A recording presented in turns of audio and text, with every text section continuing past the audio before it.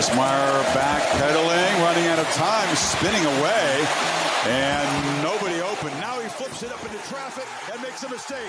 Trying to force the play, and it's intercepted. DJ Mays rumbling down inside the 10. This is 365 Sports. Bowling Green with no timeouts. Nick Singleton.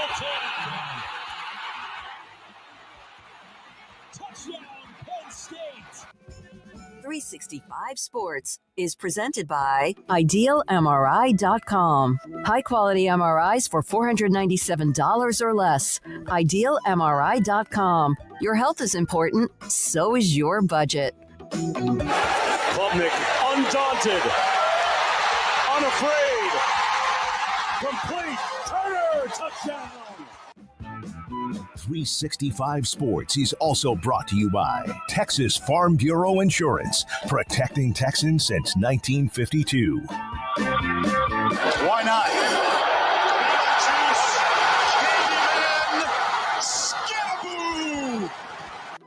365 Sports is turbocharged by Unite Private Networks. Find out more at uniteprivatenetworks.com. Jennings on the play fake, slides it upfield. Matthew Hickner off to the races.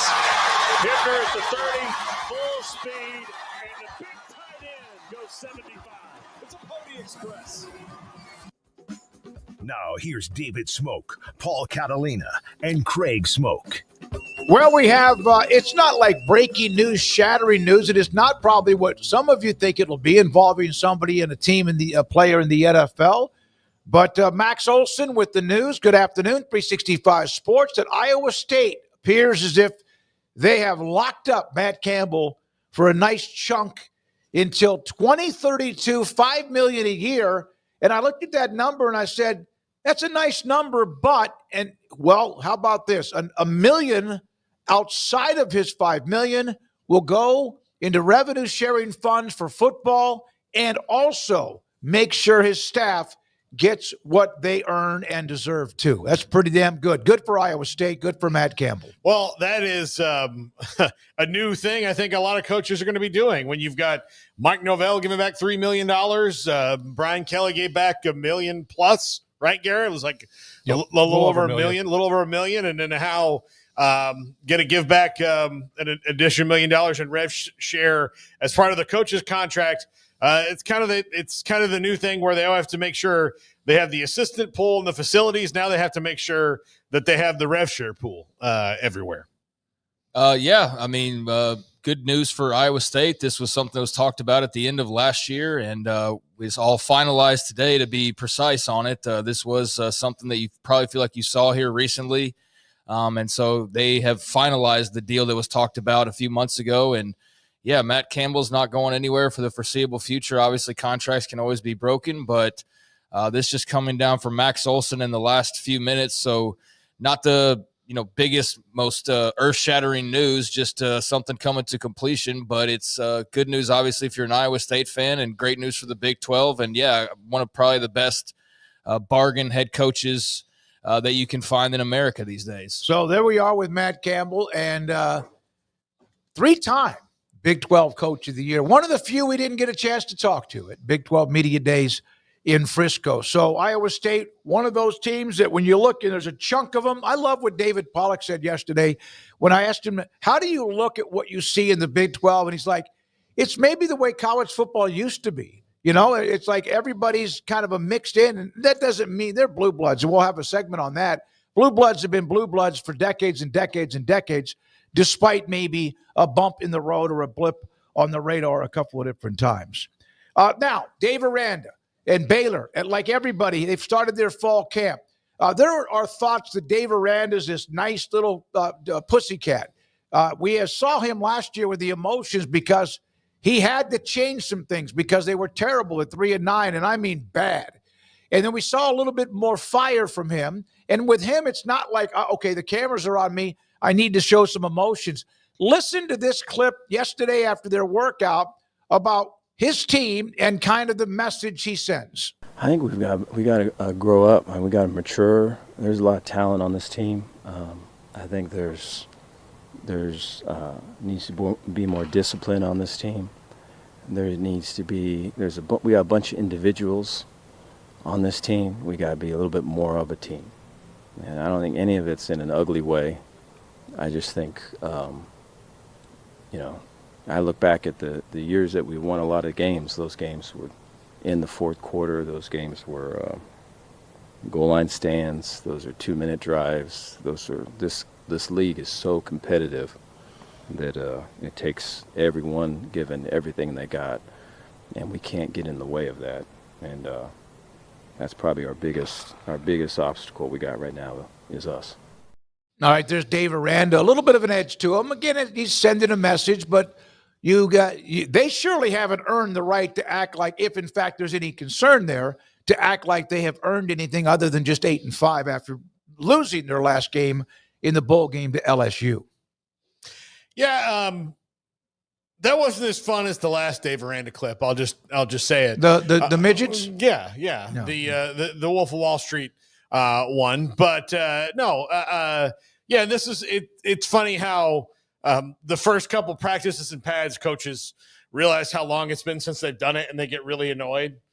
They all, and it's good that they don't expect it. Like, you expect the best from your players, but like Kenny Dillingham that we saw, and then now Aranda saying like they're worse than any of these ourselves. Well, yeah, it's the first practice. It's kind of human nature that one's not going to be the best one, but everybody goes in with high hopes, like, oh yeah, it's going to be intense, it's going to be this, and then you see everybody out there, and it's like, well, it's hot and I'm tired, and this has been a while since I've done this, and they're not as crisp as you want, and then you get the annoyed coach of, well, I wanted this to start out better, kind of a thing. I would have thought the first workout or the first practice would have been full of energy. That doesn't mean you still can't be like individually or a little bit of maturity issues. But Craig, your thoughts about just the comment itself?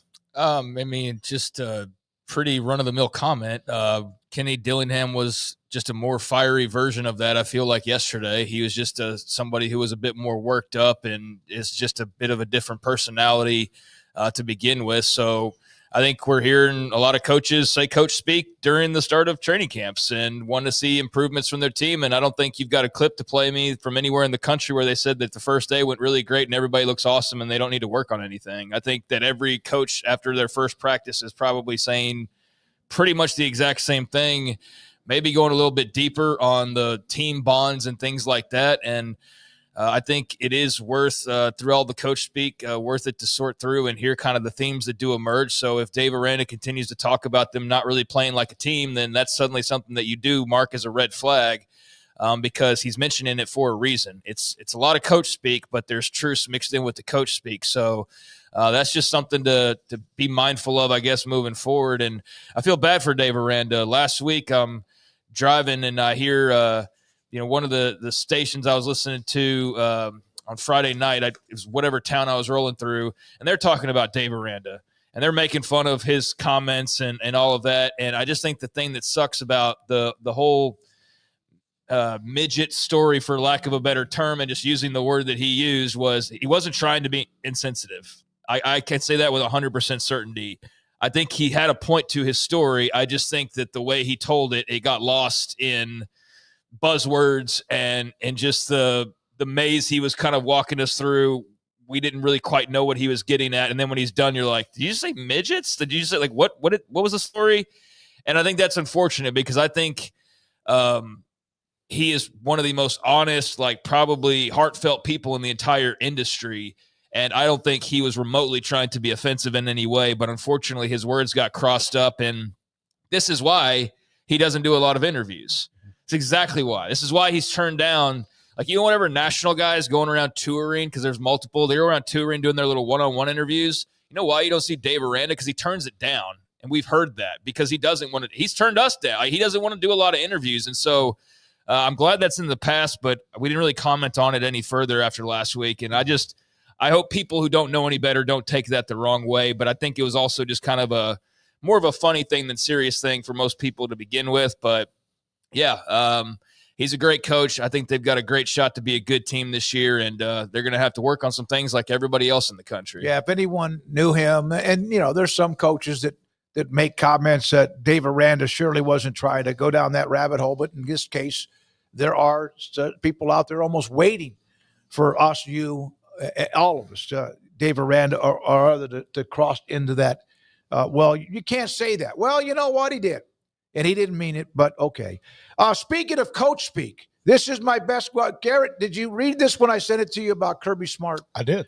So Kirby Smart, this is from Graham Coffey. He's joined us a handful of times, covers Georgia.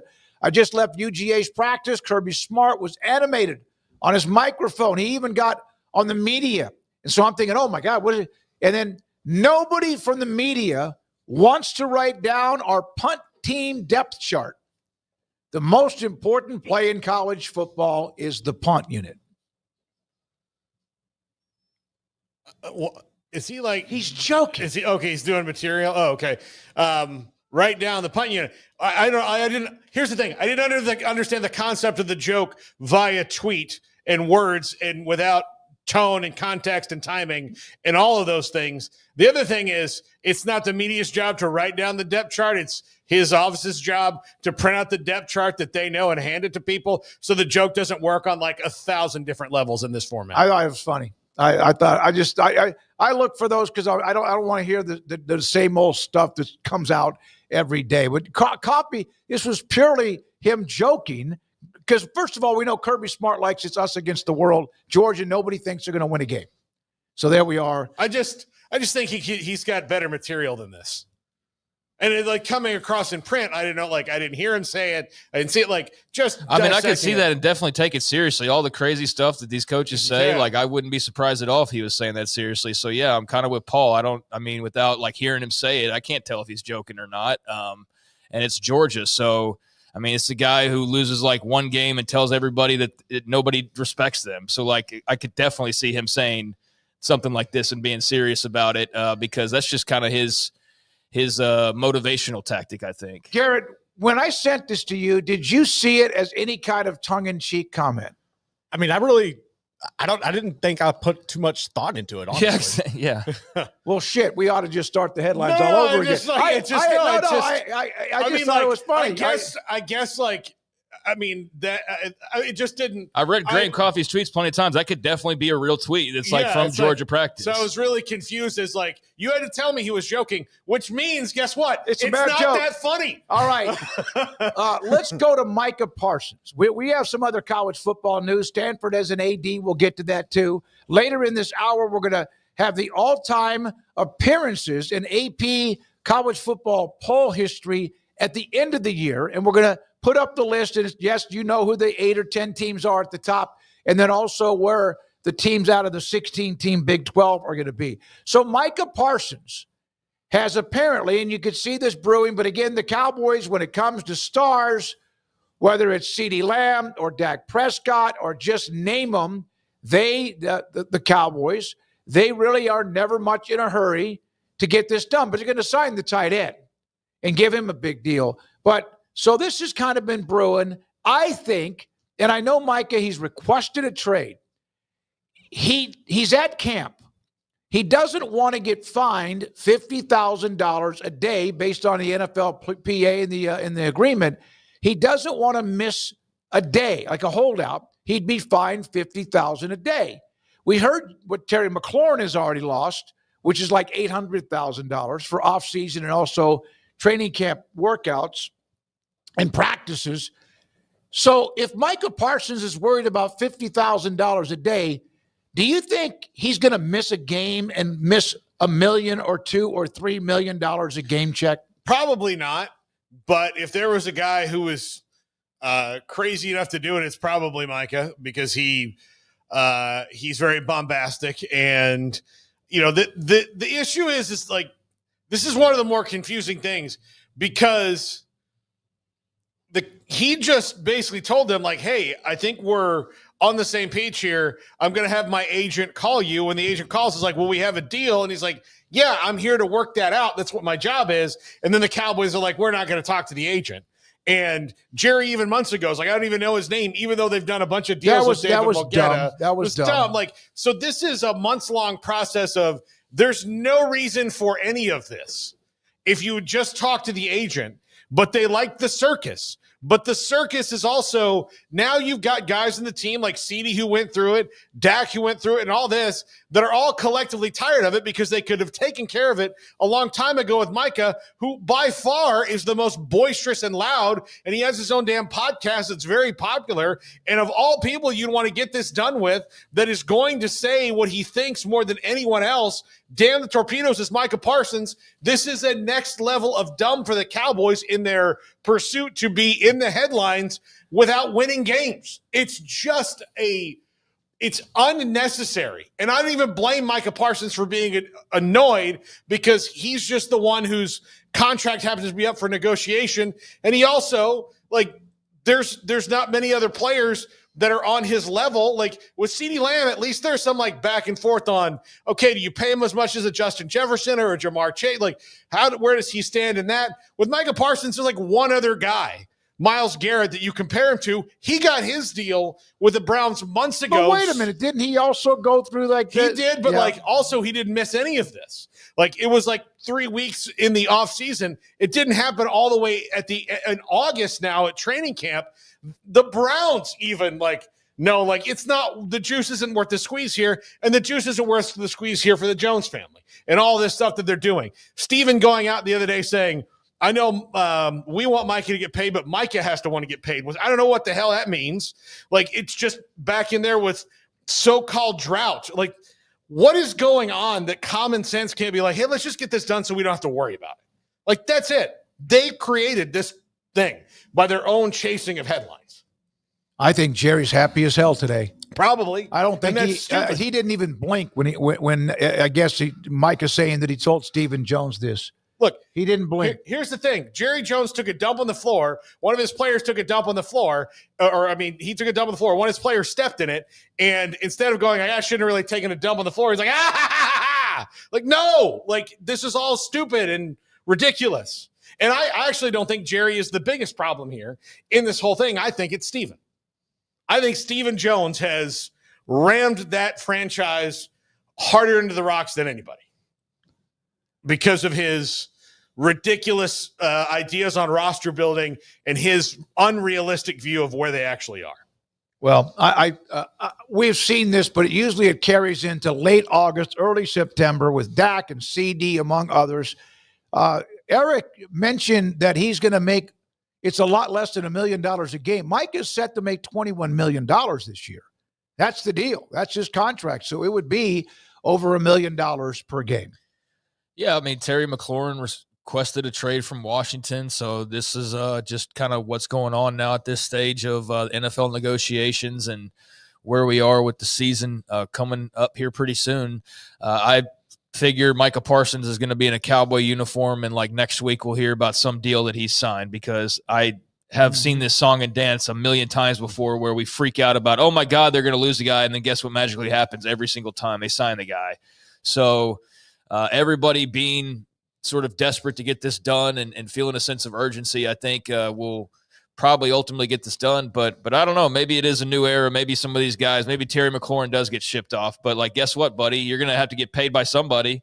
Somebody's going to have to give up assets to get you and then pay you the money you're asking for. Like, you realize that, right? This isn't where Micah or Terry want to be traded and they say, I just want to go somewhere. Okay, that's great. But you do realize that team has to give up stuff. Absolutely. Just to sign you. And then pay you. So who's willing to do that? I'm sure there's a team that would like to do that for a Micah Parsons or a Terry McLaurin, but I bet you they're not going to line up to all do it, and there's not going to be any non-issue whatsoever. So I don't know. I'm sure this will get done, but as talkative as Micah Parsons is, then, yeah, this will have the opportunity to get a little bit messier, because he's going to be very outspoken and he's not going to shy away from it. And he's very, very online. So I'm sure, he'll churn the waters as need be when he feels the need to. And this is obviously a case where they felt the need to chop the waters up a little bit because things aren't moving the way they would like. So this is two guys in the NFC East alone in the last 48 hours that have both requested trades. And if I had my bet, I'd say neither one of them ended up getting traded, but it's interesting, at least until it gets done. And both unbelievably popular inside of the locker room. Yeah. And notice in my rant, I didn't say anything about him getting traded because I can't even entertain the thought of what is equal value that you can get back from him. You're talking 2-3 first round, like there may be like 2 firsts and 2 seconds. And then another player that is at least a Pro Bowl type player coming your direction. How much does he want per year? 40 to 40, probably 45 million or so. Yeah. Give up a couple first rounders and a couple second rounders starting out, and then get ready to pay this linebacker $40 million a year. Like $200 million contract is what he wants. Yeah, I mean, in that neighborhood. 5 years. Then you got to think of, okay, who has those assets immediately available that would do it? Who wouldn't you trade? Like, you wouldn't trade him to the Eagles, Giants, or Commanders at all. So you've already taken 3 teams out of that because you're not sending him anywhere in the division. So then, where do you go? Like, so doing the trade math, of the 31 remaining teams, about half of them could actually afford the 40. Exactly. So then, it just keeps going down until there's this one crazy team who's like, you could have 5 first round picks and a running back and in our stadium, you can play in both of them at the same time. Like, maybe that happens. Maybe Jerry thinks he can get a Herschel Walker deal again someday, but that's probably never going to happen. So it's not realistic he's going to get traded on all ends. One, because no one can give him the value that would be worth it. And one would hope the Cowboys wouldn't be dumb enough to do a Mookie Betts trade and just be like, well, he's gone. I will agree, though, that I don't think he's getting traded because I just don't see how the math adds up. But maybe I'm wrong. I'm not an NFL expert by any means, but I will agree with Paul. Like, this is all just such unnecessary BS every single summer now. Last summer it was CD and this Dak, and I'm sure Zeke at one point in time was probably a thing. Well, don't you remember Zeke was in Mexico? Zeke, all that stuff every single summer. So I get really tired of you doing the retread like Jerry just does stuff for attention because I think it's like a 90s thing that you're still using in the 2020s, but it's still true sometimes. When you bring up some of the things I think Jerry Jones, I swear to God, I don't think he's changed at all. Well, maybe he hasn't, and that's really sad if you haven't changed in 40 years of doing anything. I think he loves it. I do. I think he knows that Micah can't go anywhere. They could franchise tag him. He could sit out. Okay, he's not going to get paid. I honestly believe that Jerry enjoys all of this because otherwise, why would you do it every single year? I don't know, but it does make them look bad. Not that he cares, obviously, to continuously – not that it changes anybody's fandom either, but I do think it's just ridiculous. And maybe, he does get off on it because why else would you do this every single summer with one of your most talented players? So what are we, 4 or 5 years in a row of this basically being a thing? What was Dak got a new contract coming up again soon? I'm sure he does. It's like every other year we're talking about Dak's damn contract. 2 years before they really it's only 2 since the next go round when he hasn't probably won a Super Bowl? Great. So I'm not a Cowboys fan, obviously, but I've been around the Cowboys my entire life and Jerry my entire life. And this could very well be him doing this intentionally, but it's just stupid if that's the case. It's stupid attention grabbing. But some people are just desperate for attention. That's what I've learned in life. I don't relate to narcissists, but I know that they exist and they need a lot of attention. And maybe that's what Jerry's deal is. I don't know. Don Van Nout, a pretty good reporter, right, guys? He's an investigative reporter, works for ESPN. He's a senior writer. And he was writing a little bit about Jerry. He says Jerry Jones doesn't mind paying a few extra million in a mega contract if the Cowboys can generate $100 million worth of free publicity by dominating the NFL conversation in July and August. This is Jerry's preseason soap opera playbook, rinse and repeat. He also mentioned, remember, that he's the guy that walked up and he was going to pick Johnny Manziel. Whether he thought Johnny Manziel was going to play quarterback for the Cowboys for a snap or for a game, just the thought that Johnny Manziel would wear the star on the side of a helmet probably gave him goosebumps just thinking about it. But he's not going anywhere. I could be wrong. They will work it out, and you know what they'll do? There'll be a press conference at some point, and they're both going to shake hands and have a big smile on their face. And if that doesn't happen, well, then maybe once Jerry played the wrong hand and it came back to haunt him. What was the last player that walked? It's been a while. I mean, not just a holdout, walked. Yeah, it doesn't happen that often. Emmett missed 2 games. Yeah. And they lost both of them. And that's when Charles Haley threw a helmet into the wall and they signed it, right? They lost to Washington and Buffalo. And I can't I don't know of anyone else since that time. A literal, like truly a holdout where someone walked. Here's the thing. They don't have a Charles Haley in the locker room who was legitimately crazy at the time. Yeah. I mean, he was had a lot of untreated mental medical issues that he has now really gotten under control, and he's quite lovely to talk to now. But they don't have somebody to go in the locker room and smash the helmet. But they have CeeDee Lamb saying like, "Hey, no side." Like, it's affecting the rest of the team now. It's now gone. CD threw out a warning shot to him a couple of days ago. Don't do this in the media. Yeah, but he was like, just pay the man what you owe him. You know, there's no need for any of the extracurriculars. And CD is right. They're trying to finally win a Super Bowl again. They're trying so hard. The players are. Jerry's trying to win a Super Bowl. He's just trying to do it in a very certain way. And there is no need for all this. It seems like a major change they would make. It's a very minor thing to just get this stuff done early and provide yourself some flexibility and maybe take away some of the strife that you create on your own that other teams, particularly the best one in your division with the best talent department and the best general manager, don't have. There's also a part, by the way, that Micah Parsons has to take some responsibility here too.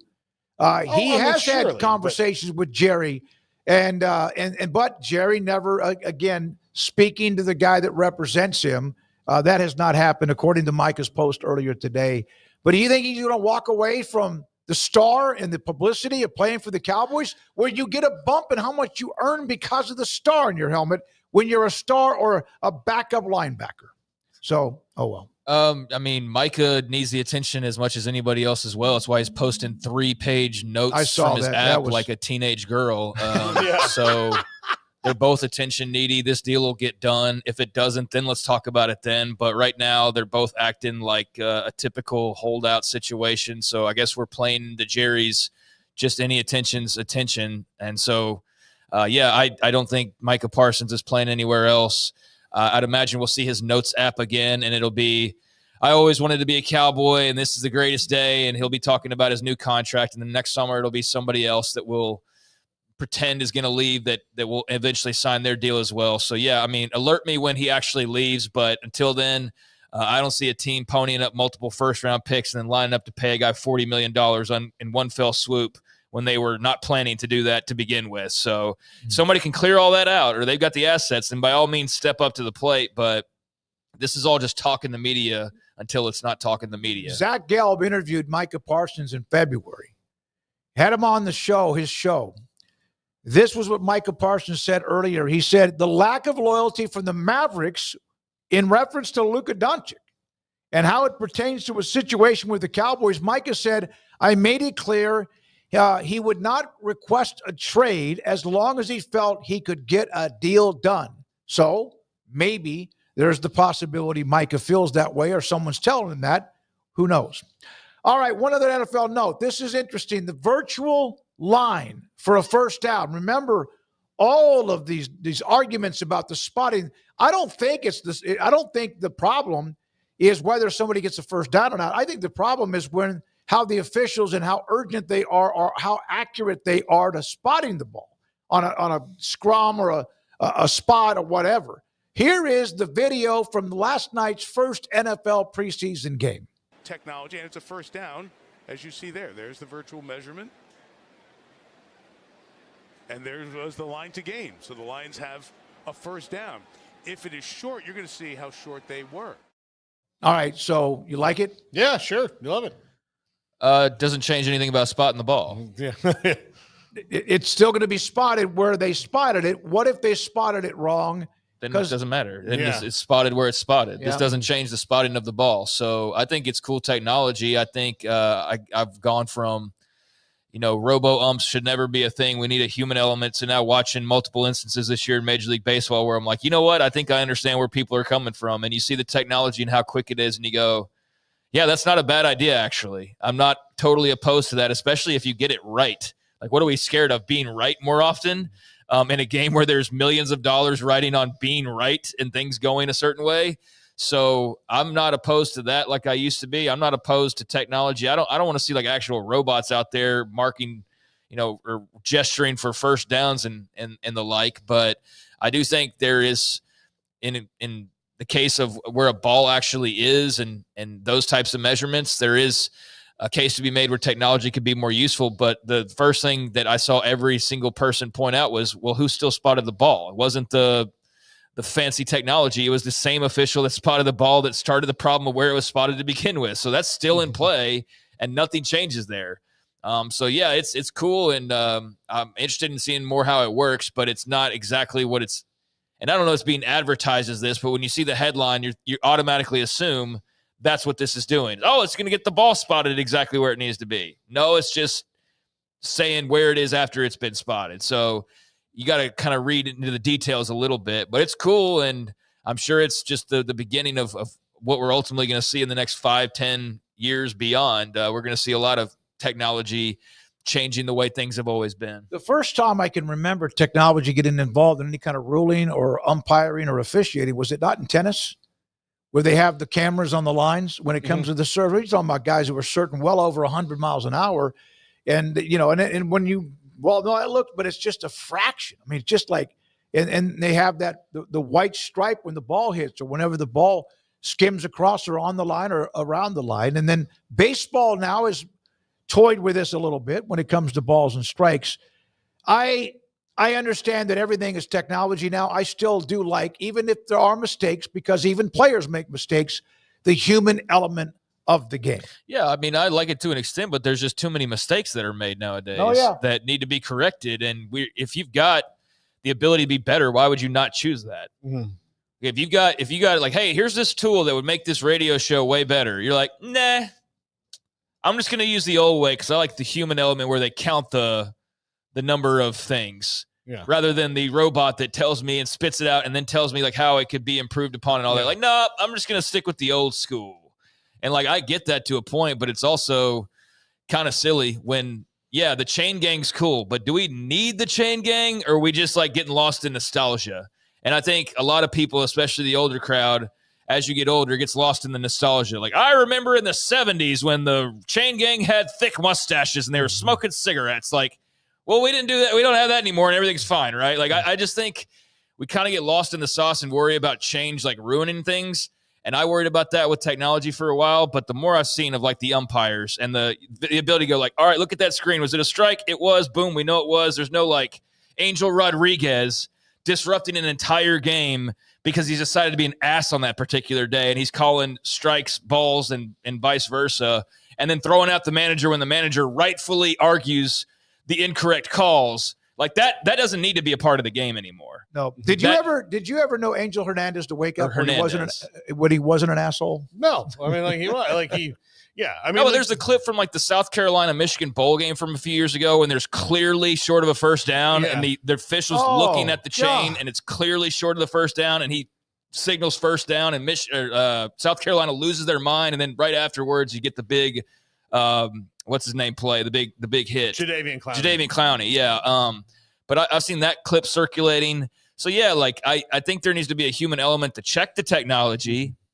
But I don't think we have to have a chain gang for it to be real football still. Yeah. Especially if they're not even going to get it right most of the time. But the big issue here is spotting the ball, and this doesn't cover spotting the ball at all. No, I mean, like, it's you took one step forward or backwards without realizing it, right? I mean, we watched it happen in real time in many games that we were broadcasting in high school, and it's not a conscious move, right? It's the official spots the ball, and then he starts running, but he takes a step, or he picks it up and he's walking in a straight line and he bends over and he puts it a yard ahead. And especially when it's on a dirt field or a grassy field and it's got some clods in it. They do that. Like, there's things that humans do that's the human element of spotting the ball that, okay, well, here I'm going to put the ball here, and well, he's already put it past the first down marker on a 3rd and short. So now all he has to do is get it back to where you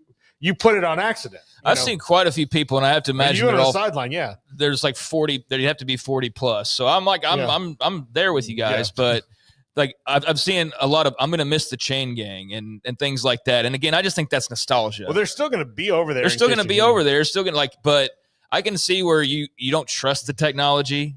I can understand that. I don't trust all technology either. And I can see like where the dramatic moments I saw people pointing out of like, well, think about like when they get barely a first down and the chain's like just a little bit above and the big emotional dramatic marking of a first down. Like I get that, but I'm open-minded to just see how it goes. I do think there is a little bit of a concern about too much technology taking over to where we completely eliminate things. So I guess I'm somewhere in the middle after saying all this, but I'm not opposed to robot umps at this point, especially with some of the more egregious calls that we've seen in Major League Baseball. I'm not opposed to getting the marks right, but again, this is not exactly what we're even talking about. This is just, seeing where the first down is. My concern is not that I'm old school. It's not that I'll miss the chain gang. A lot of times, my God, even now, and you see this, you can't even get enough officials when it comes to high school football. Chain gang's one thing, and usually it's somebody coming out of the stands. Is the time. How long would it take to get this done? You want to get it right. But last thing we've been to games in college football where they have that guy, the referee runs over to the sideline for any kind of, like all of that kind of stuff. And it already, to me, is delaying the game too much. Maybe it's not as bad for those at home because you can go to the bathroom or go get a beer or you can go do something else while they're doing the replay. Well, I mean, you don't have to do a replay now to see the first down. You just have the technology, so there's no like huddling up of it. And like, was that an inch farther than I thought when I played? Like, I mean, it'll just say one way or the other. And I guess no, I think what my thing is, Craig, I'm sorry. What my thing is that every single part of every single play seems to be looked at and replayed almost on a play-by-play basis. And you want to get it right, first of all, but it does seem like there's just more that can slow down the pace of the game. And this one right here, you're right, but it still took them time to have to do this. It does. Yeah, there's issues, good and bad, with it. Yeah.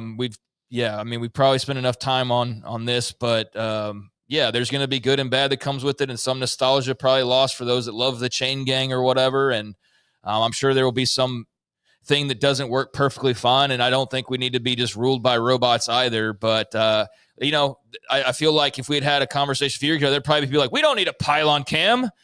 What happened to when you just judged it with there's things that are actually good and beneficial that work better. And maybe this is one of those, I don't know, but I'm also not going to blow it out of proportion because, again, it misses the big picture of what really needs to be fixed, which is spotting the football. So that's still not being addressed. That's really my biggest takeaway more than anything else. All right. Thank you, Garrett Ross, running the mothership and directing, producing, modeling. What's the hat today, young man? We have the Arizona Diamondbacks. Diamondbacks. A lot of Diamondbacks fans are not happy about the trade they made yesterday with the pitcher. Andrew Valade, Brandon Rowe are helping what we do, getting it out to you, making sure it looks great. Paul Catalina and Craig Smoak, and this is 365 Sports. Low testosterone. I would say that I might be wrong. 95% of what most people hear about when it comes to low testosterone is ED, lack of sex drive. But, man, the lack of energy, which could lead to all of that, is an issue too. Sleep habits aren't the same. You're not focused. And it doesn't mean because you have any kind of ADHD. Low testosterone can affect various parts of you and how you live every single day. If you think that might be the case, Dr. Kent Petty in Waco can help you out. Dr. Petty at pettycliniclowt.com. Contact him. Tell him I sent you. And he will then set you up for an appointment. You get the blood work done. He gets the results, takes care of it, gets back in touch with you. And if your testosterone level's too low, he can give you and put you in a program so you can become the high-performance man that you want to be, need to be, used to be. PettyClinicLowT.com. That's my go-to guy. Can you fix my smartphone? Yes. You have car batteries? Yeah. What about golf cart batteries? Of course. Battery from a T-Fob? Absolutely. My boat? Huge variety. Toy boat? Sure. Motorcycles? You bet. My apartment building? Whole building. Do you have batteries for my party lights? Yeah. Batteries Plus, the experts in charge. Big savings are waiting at Allen Samuels in Waco during the Make This the Summer event. Check out the all-new Jeeps that are arriving daily. Drive off in a 2025 Jeep Wrangler Sport for just $29,990. Or grab a new Jeep Compass Latitude for only $26,700. The road and trails are calling, and ramp up your summer in style with a Make This the Summer event at Allen Samuels. Come by, let's be friends. I'll never get used to this.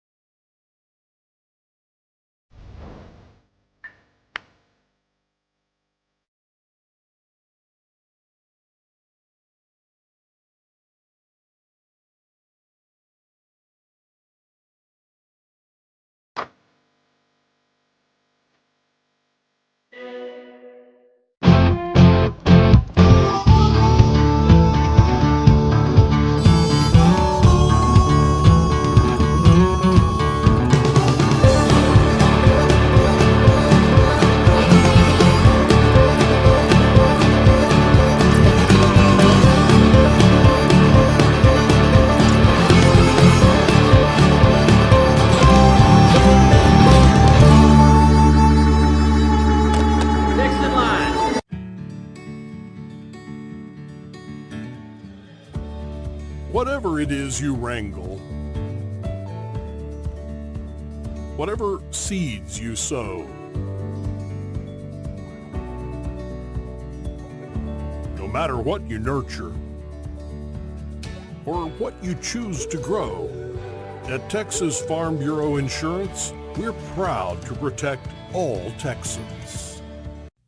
Developed by Startup Waco, a nonprofit organization, GXG is a program designed to support the entrepreneurial development of Baylor University student athletes through NIL activations. The program helps student athletes maximize their platforms and offers a comprehensive support system for them to create and grow new businesses that not only benefit themselves, but also uplift the local economy.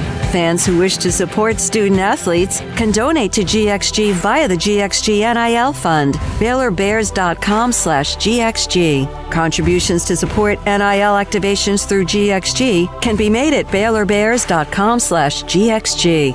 For more information, follow @GXG_GreenXGold on social media and visit the official website www.gxg.startupwaco.com. GXG, empowering student athlete entrepreneurship and uplifting the local economy through NIL activations.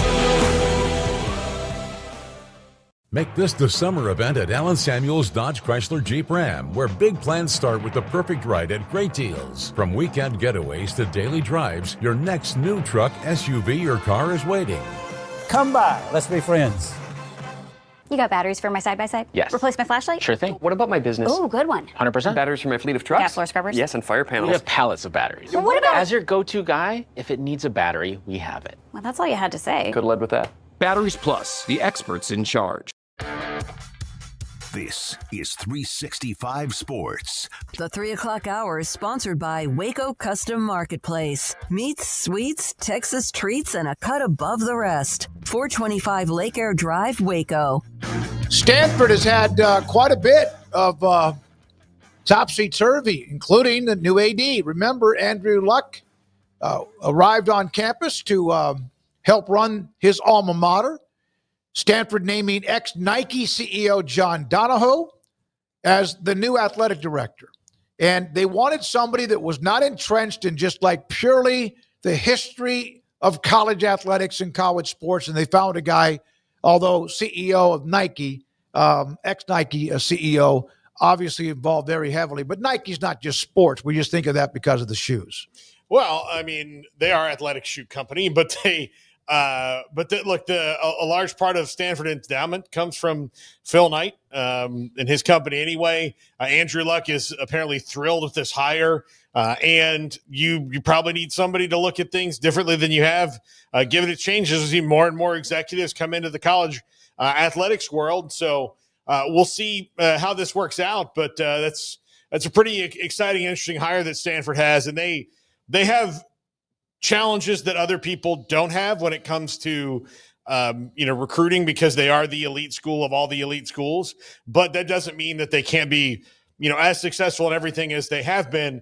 But everything from the top down, president, AD, and all this coach with football has been so topsy-turvy is the best way. And they've got to get out of their squiggly line area and back into the straight line. And they used to be important. so solid across the board, and it just seems like they've all slipped off the radar. I mean, they've slipped off the radar in the sports that most people watch, but they're still very good in all the sports that people don't really pay that much attention to. So that hasn't really fallen off. They're still great with Olympic sports, but yeah, football is not really good right now.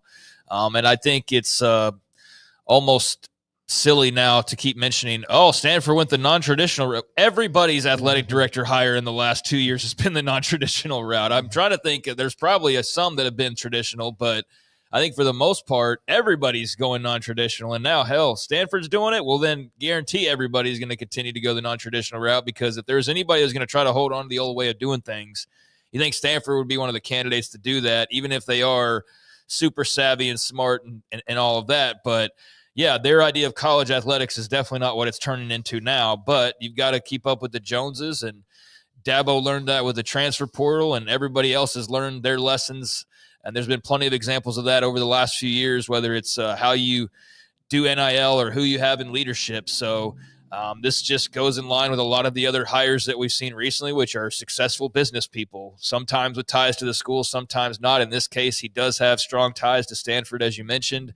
Andrew Luck does seem to be pretty fired up about it, and I'm sure it's nice to just have somebody sturdy in place after being, in a situation where it was up in the air for several months. So, yeah, everybody seems pumped about it. They're a fascinating program in this era because they are so successful at the sports that don't churn out the dollars, and the fact that they're also now not where they were previously in the Pac-12, and that's made for this much different dynamic as well for a school on the West Coast. So I'm fascinated by Stanford moving forward and kind of how they are involved in things because they are a different breed. There are other schools like them, but it's not the majority, that's for sure. And so kind of where do they end up and how do they wind their way through all of this NIL stuff is going to be fascinating, and this will be the guy to help them do that. They've had great coaches, obviously Harbaugh, oh my God, Bill Walsh, among many others. The David Shaw was fantastic, but listen to their record the last handful of years. And again, AD's about much more than football, but that's the one that stirs the drink. 3-9, 3-9, 3-9. 3-9, 4-2 during COVID. I'm surprised they played during COVID. 4-8. Those are the last several years of Stanford, who you could always, not every year, they'd have a bump in the road, but you would always pretty much know that they were going to be 8-4, 9-3, or something like that. And they have been through a bad stretch, absolutely a bad stretch. So he's in charge of trying to help, not just with that, but everything else too. And the coaching search begins now, right? In earnest, now that you have a new AD. So what is it, Frank Reich? Yeah, Frank Reich is just going to be there for this year. Yeah, interim. And yeah, he's doing it because he and Andrew Luck are close. But I can tell you, like, not being a college coach for a long time and then wanting to step in, going to Stanford where you not only have a new AD and all these other things come off this, but you have to recruit just the kids who have a certain score on their SAT.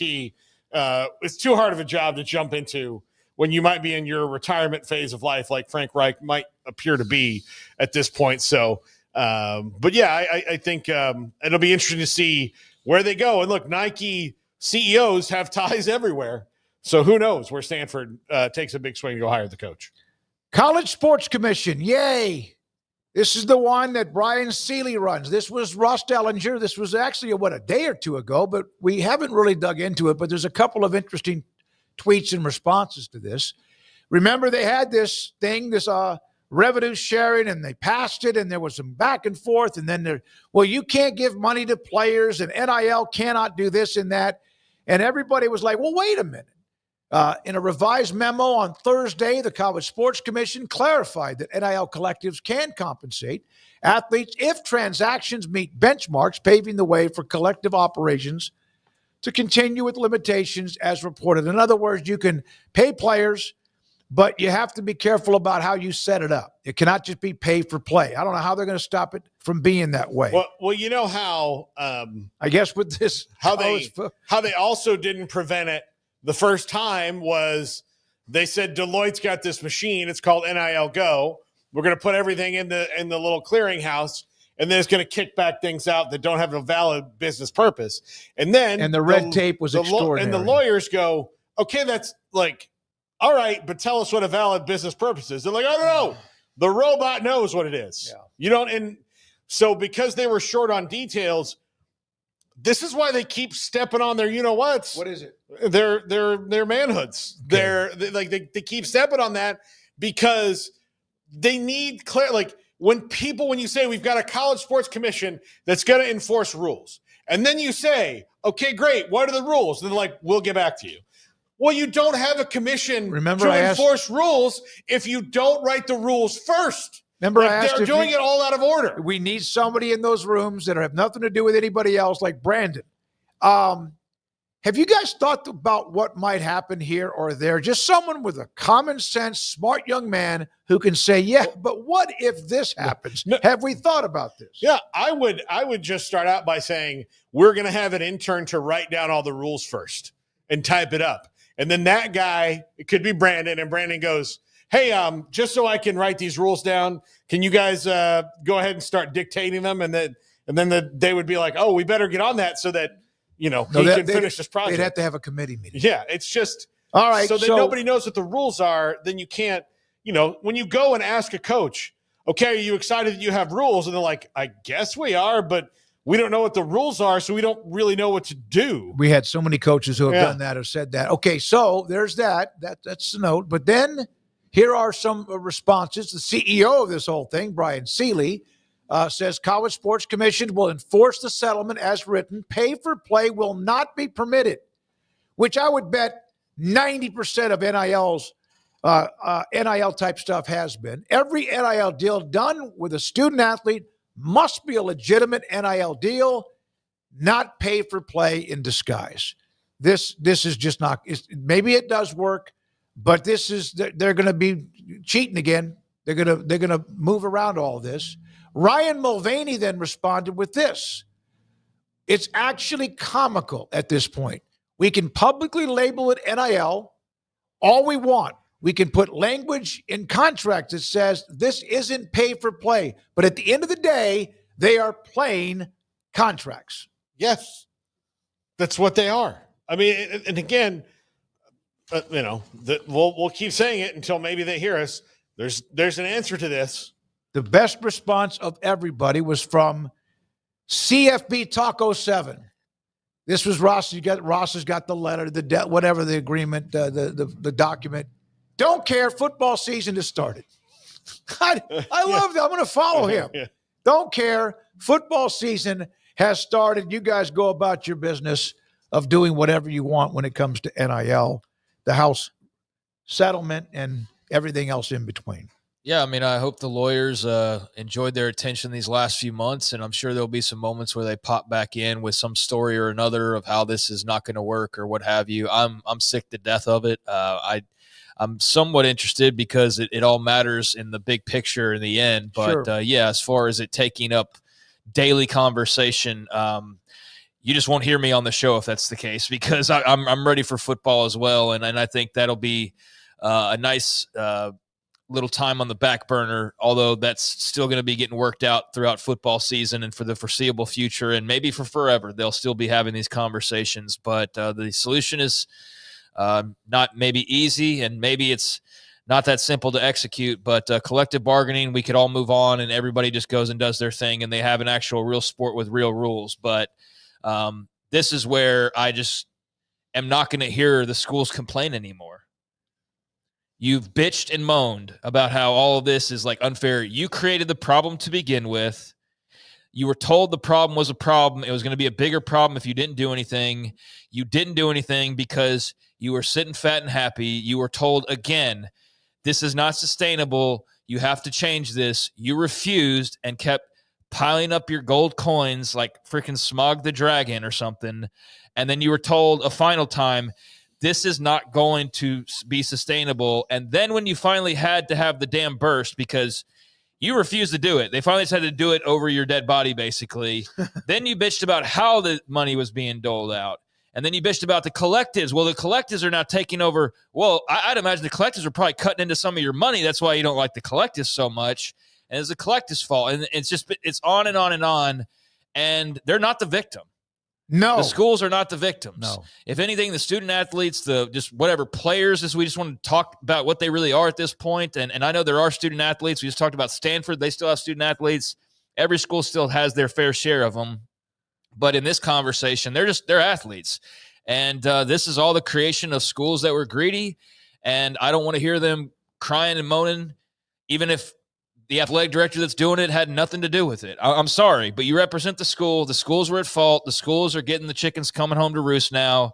And if they're smart, they would fast forward through what will be the next 10 years of litigation and just get to the point and cut out these 10 years of legal fees where they just say, all right, CBAs, here we go. Boom, bang, boom, we're done. We can stop talking about this constantly, but they don't want to do that. Mm-mm. So until they do, here we are, and it's just going to be never-ending lawsuits. So. Well, yeah, and we've all said it. We still have to discuss some of the stories as they come available, but my God, it has been just an absolute cluster. 29 days, August 30th, we get to, or 28 days. Well, the 21st. Isn't that Iowa State, K-State? Oh, that's right. Yeah.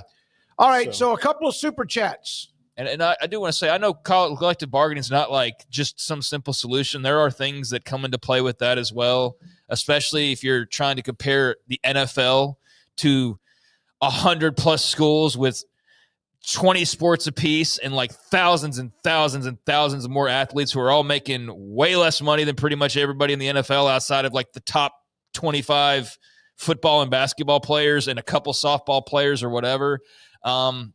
But yeah, pro sports is different. This isn't quite pro sports, but yeah, I'm fed up with the complaining about the complaining. And people probably complain about me complaining about the complaining, but I've got tired head over the whole legalities of this whole thing. All this last year we spent on this freaking house settlement, only for it to then turn immediately into, well, this is why it won't work.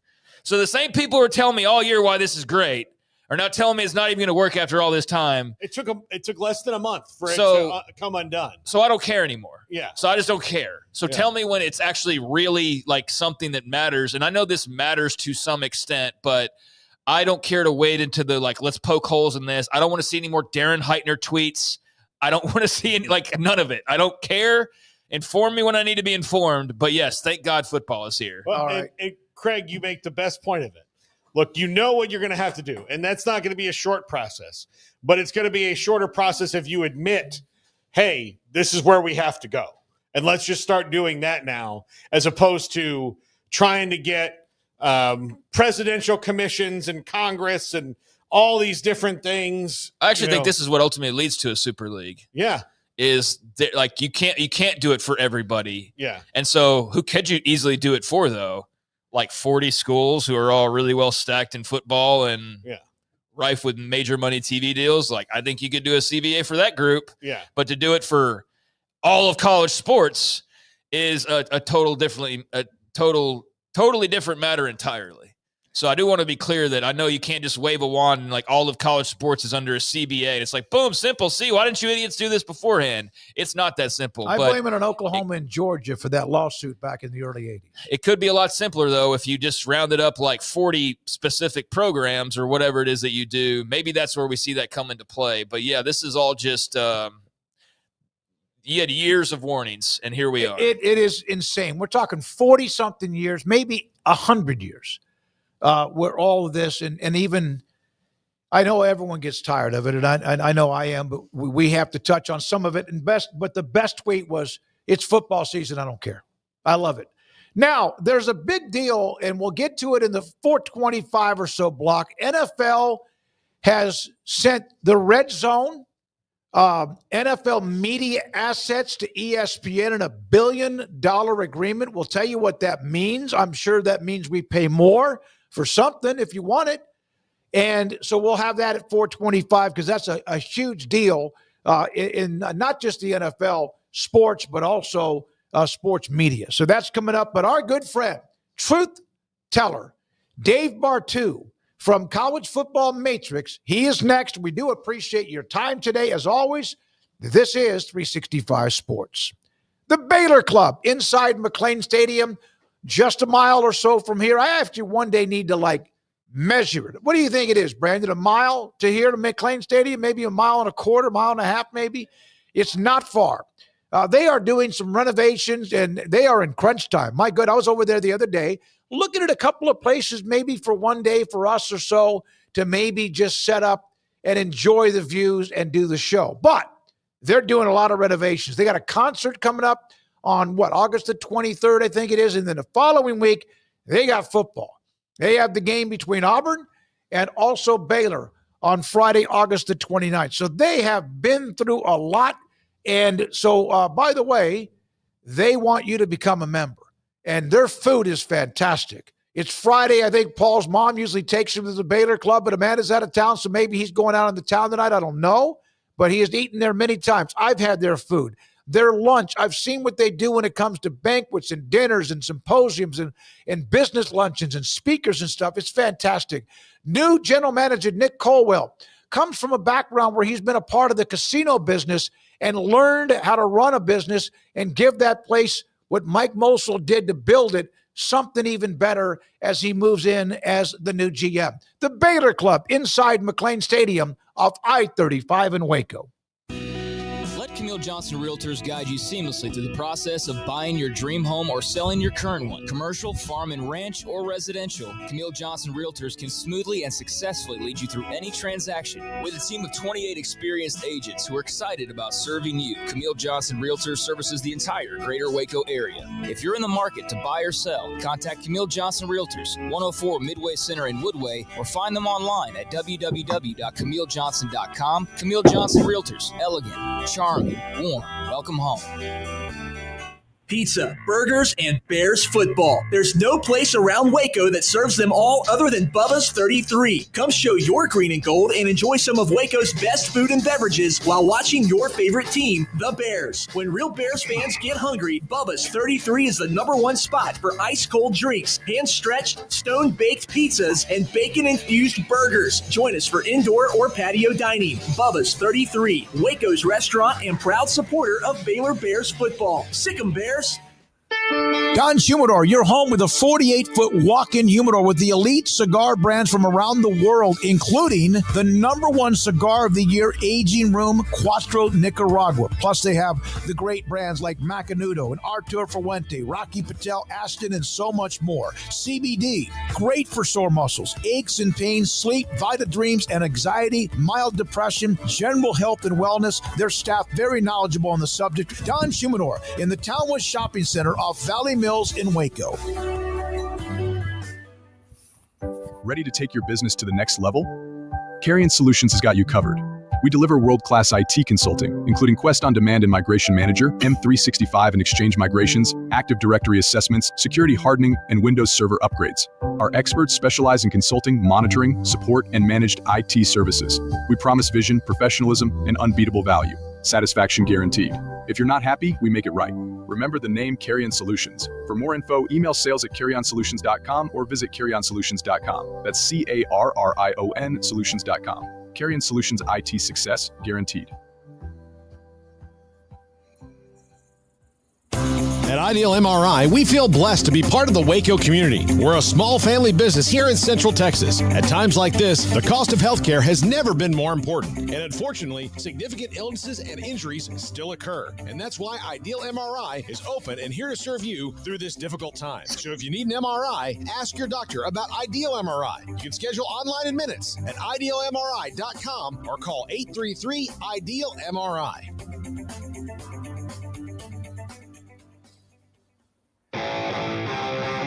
This is 365 Sports. Text us at 254-339-1122. The text line is sponsored by Riverbend's Liquor and Wine, with the most extensive variety of craft beer in Waco. A hidden gem on Lakeshore Drive and 19th Street. Dave Bartu, at CFB Matrix on Twitter, also CFB Analytical. So what I'm going to do here, I was going to bring you into this. I can't wait to intro you this way. First of all, he's the all-knowing, and I mean that because he has so much stuff that's crunched into a computer, and it spits it out. But if you think your team is going to play for a national title, we're about to burst your bubble because only like 7 of them, or make your day, because based on our friend up in the great Northwest, there's like 6 teams that actually have a true chance. How you been, sir? I have been absolutely great. It's August 1st, and it is my pseudo-official first day of getting ready for hunting season. So checking trail cams and making sure tree stands are working. Wait a minute. Is this where you have your land, or is this away from where you live? No, I'm getting everything ready to go. I bow hunt elk it's about a 7.5 hour drive east of here. On the other side of the state. So, but I'm just making, when you're traveling that far, you got to make sure everything's working before you leave. So, my father-in-law's birthday is tomorrow. So my wife, and my son's first wedding anniversary. And so, I'd ask my wife, so Saturday's out, huh? So I'm going Sunday. Yeah. And then you ducked. So what do you hunt for? Like, what are the elk. Caribou and elk and all that? No, elk is, okay. I don't have a lot of time to go after everything I'd like. So I've whittled it down to, unfortunately, it's the first 4 weeks of college football season too. So I do a lot of scoreboard updating on my phone come September, but it's bow hunting elk. And, I've been very fortunate as I've gotten older, got a little wiser. So this year, if I can get another one, it'll be 5 years in a row that I put one down out here. And good for you. That's pretty good numbers. You know that thing all year. They're big. Yep. They're big. Yeah. Nice dense meat too. Good, good tasty meat. Yeah. So I saw something. I could not find the tweet, and I know we're going to talk about. I want to talk about the judgment call thing, but okay. I found it interesting though that you have another metric where you said like Dan Lanning and Matt Rule had the like unluckiest like break ratio or something like that. Where well, how about let's talk about Baylor? Okay, can we just make this about Baylor? Because I'm a Baylor fan. I'm pissed about the calls last year. What? Yes. Okay. Yeah. Okay. So let's rewind. All right. Let's rewind. Folks that are listening, I need you to put your way of looking at penalties aside for a minute. Okay. You know, when you're at the stadium or watching the game and they put up penalties are even 7-7 apiece. The penalty yards, they don't look too far apart. That's all a bunch of crap. Okay. I need you to start thinking about penalties as discipline penalties and judgment penalties. Okay. Discipline penalty, false start, illegal formation, too many men in the huddle. Stupid things that you and me and everybody else can call from the stands and have to be called every single time. Then there's judgment calls, subjectivity, passing interference, offensive lineman downfield, holding. Okay. The non-judgment calls, the discipline ones, throw those out the window. Okay. And I'll give you a really, really good example of this. This is how it started with me 4 years ago on judgment, non-judgment calls. I was watching Oregon play Washington. I'm watching the game, end of the third quarter, talking heads, blah, blah, blah, blah, blah, blah. Oh, look at the penalties are even 7 apiece. Got a good, fair game. What? I immediately pulled everything up. 7 penalties on Washington. All of them. Non-judgment calls. 5-yard discipline, basically discipline flags. Mm-hmm. 6 of the other 7 against Oregon were judgment calls, holding, passing interference, etc. I'm like, these aren't at all even. Here's the biggest kicker. This will drive you absolutely crazy. Everybody has heard of expected points per play or expected points per drive. I took out all of the drives last year with judgment calls, separated them. The biggest one is a defensive judgment call. So if you're watching Baylor, they get a defensive hold. They get a defensive passing interference. They get any sort of judgment call against their defense. That drive, on average, just went up 3.9 points per drive. Almost 4 points. Okay. That's more than a field goal. Way more than a field goal. Okay. And how often do we talk about losing one possession games? Okay. Yeah. So when it comes down to Baylor, you would love to see that you were on the positive side of judgment calls in the season. Okay. Baylor was one of the worst in the Big 12.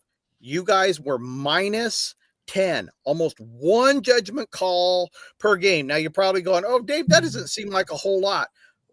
Did you have any games that you lost by 1 possession? Colorado. Yeah. Okay. So, you start looking at this stuff and you start seeing these on a whole. If you look at the entire nation, it's almost 50-50.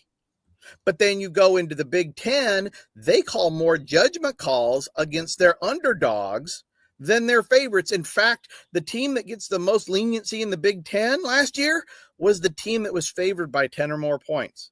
They had the biggest net bias on judgment calls. The teams with the smallest net bias in college football last year, SEC favorites. I know, right? You're going, Holy moly, I thought it was SEC bias for their big teams. Not in 2024. The underdogs got way more judgment calls in their favor. And guess who led the country in underdogs covering last year? The SEC. Wow. It means a lot, folks. So if I'm Dave Aranda, and Dave, if you're listening to this or anybody on staff, I'll give you the numbers. Every Saturday, I would let your crews know that you guys got screwed on those last year, and it's makeup time. Because at some point this season, there is going to be a judgment call that will cost you or win you a game. Pay attention to it. I think it's really, really important going forward. Yeah, I saw you mentioned Deion Sanders in that. Yep. He was on the bad end of that as well. I mean, I read so many of these, like the info, like I was just reading over and over again on the judgment calls. But the Matt Rule and Dan Lanning thing was different. It's like when they made like bold calls, like the ones that like let's go for it. You said that they were also kind of on the bad side of it, right? Oh, yeah. Dan's much better off not overthinking everything. Yeah. Okay. You look at fourth down conversion rates in college football. They're declining. Mm-hmm. Okay. 10 years ago when people were saying, oh, the numbers say go for it. Well, as more people go for it, more people prepare for it. The decision paradigm changes, right? Mm-hmm. And most of the books out there are just using averages. How do you use averages from the last 10 years to determine how good your offense is in September versus the strength of the defense you're facing in September? It's all a bunch of crap. And so I don't believe that you can manage and make decisions in a game based on what's happened over the last 10 years. And they're always looking at the law of averages. Well, you should score more points if you do this. The biggest one is going for 2. That's just dumb, period. If it's not the fourth quarter and there is no time or score pressure, going for 2 is categorically stupid. Even the numbers tell you more guys lose 1-point games failing on a 2-point conversion sometime in the game than actually getting 1. So if you see a head coach going for 2 without time pressure, without score pressure, down 8 with 6 minutes left, down 11, whatever it is with 4 minutes left, if they're going for it in the first, second, third quarter. Especially when they start trying to chase what was a blocked or missed extra point and there's no need for it. There's plenty of time to get it back. Let me give you a great example of this. Nobody ever talks about this, but Nick Saban chasing 2-point conversions cost him an SEC title game appearance. See, a few years ago, LSU beat Alabama on a 2-point conversion in overtime. Woo! The 2-point conversion won us the game. No, it actually lost the game because prior to overtime in regulation, Nick Saban went for it one time in the first half and failed. He tried to chase it again in the second half, failed. There's 2 points he left on the board. Game went into overtime. If he simply kicks the 97.9% make extra point, that game doesn't go to overtime. LSU doesn't win it, and Alabama's in the SEC title game. But no, that was something Nick Saban did. Dan Lanning's done it too on fourth down. So even the best coaches get bit by this myth, in my opinion, that going for 2 in these fourth down attempts over 3 yards is a good idea. Dan Lanning, I love that he's aggressive. Like it makes it really fun to watch Oregon games. But also when he's aggressive, you could do a whole other thing about the percentage of the kind of play. Like he doesn't call an RPO, he calls like the trick play, and you're like, no, this is where you call the high percentage one, like the one that will get it done. But he's nuts. But he's nuts. You ever looked at him? Those things are crazy. But like the 2-point conversion thing has always bothered me. Because again, if you just kind of go along, I'm going to be down by 22 points. All right. Right. Okay. Then you will. But if you score those 3 touchdowns and the last one is the one where you need to tie the game, then do it on the last one. Don't do it on the second one, because then you're going to put yourself don't do that until you absolutely, and that's how it used to be. Like I remember, and that's what the numbers say, because your odds of converting 1 2-point conversion on average is less than 45%. Yeah. That means converting 2 in a row is less than what? 17%? Yeah. 16%? Yeah. Here's a great illustration that I use for 2-point conversions. Okay. Since 2000, so 25 years of college football, there is not one single season in which going for the extra point was less valuable than going for 2. Your expected points of going for an extra point have been higher than going for 2 every year for 25 straight years. And there has never been more than one single week in the entire season where going for 2 actually netted out more expected points per play than an extra point. It just isn't there, folks. Would the numbers change if they took up the NFL rule and the extra point was from the 30? Oh, yes. Yes, it would. It would also significantly change if the 2-point conversion was on the 2-yard line. Yeah. Or the 4. Yeah. It is, when you start looking at the numbers, it is a incredible game of inches. Incredible game of inches. So yes, there are, I'm talking about obviously what's happened in the last 20, 25 years based on the current rules, but you start changing the rules for distance. Everything that's happened before suddenly goes out the window. And now there's zero analytics. If you make a change on where the ball is positioned for going for 2 or for the extra point, anybody that says the analytics says you should go for this or that is categorically just lying, because there's no data to support any of it whatsoever. There's a tweet you have pinned in your timeline. Yes. It's one of the reasons I wanted to bring it up too today. So Sean O'Connell was tweeting, how many teams have a realistic chance of winning the college football national championship? This was in July of almost a year ago. And your teams you listed. Yep. Ohio State, they won it. Georgia won the SEC. Texas lost to Ohio State. Oregon was in the college football playoff. And Notre Dame had their best run in a long, long time. And I mean, you nailed it. And now, how do you get then the other? Well, those are all really good football teams. What are some of the ways you get to that point? Okay, so some of the ways we break it down is one of them is, were you a top 10 recruiter in the last 4 years? All those teams were. In the last 25 years, 23 of 25 teams that have won the national title in the previous 4 years were top 10 high school recruiters. Right. I don't even count the transfer portal, because guess what? The best recruiters still get the best transfers.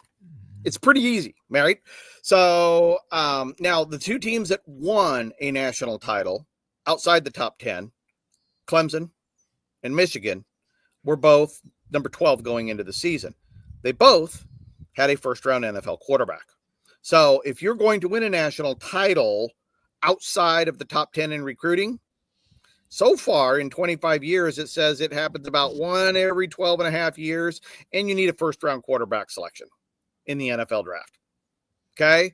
So those 5 were all top 10 recruiters.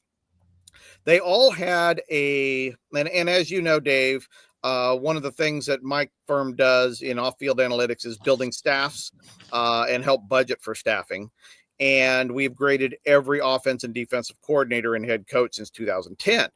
And we have a star rating next to them so people can understand it. There's not one national champion that didn't start the season with a 3.5-star offense and defensive coordinator or better. Okay.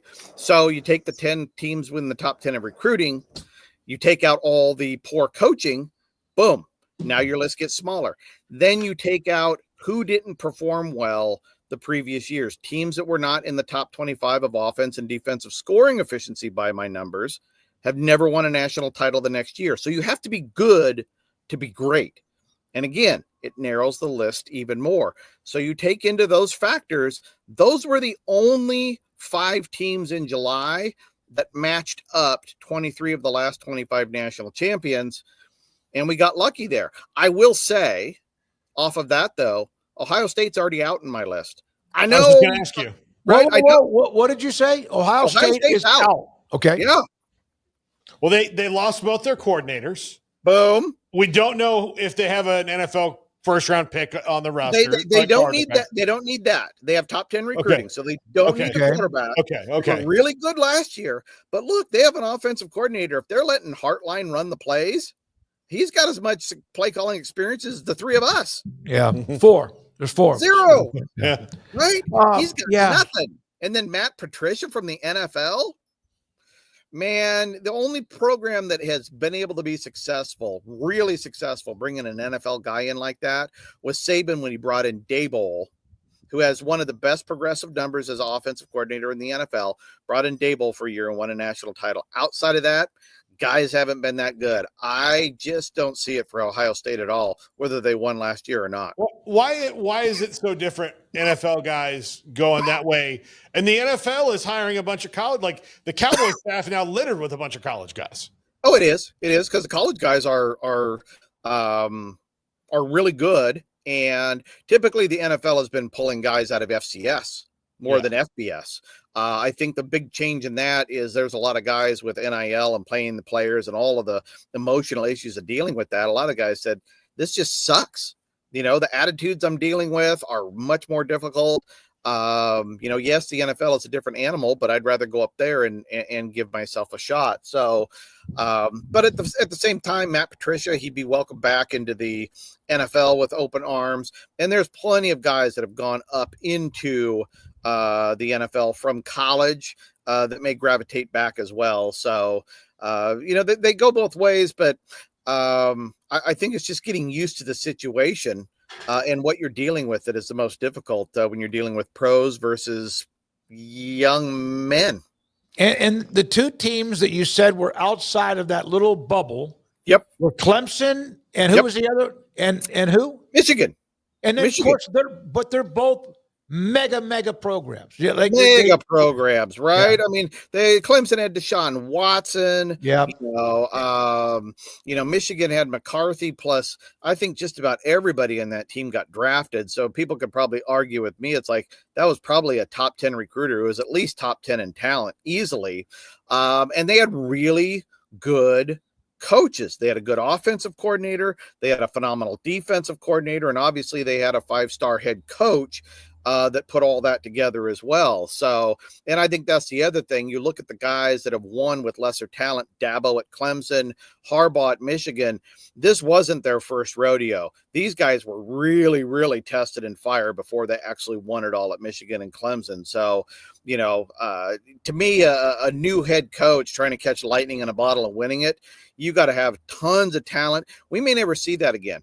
That first or second year head coach that wins it all, because I think with the depth in college football and the parity we have, it just makes it really, really difficult for newer head coaches to make runs like we used to see. I got to tell you, in the chat room, I got to say that Pop's right.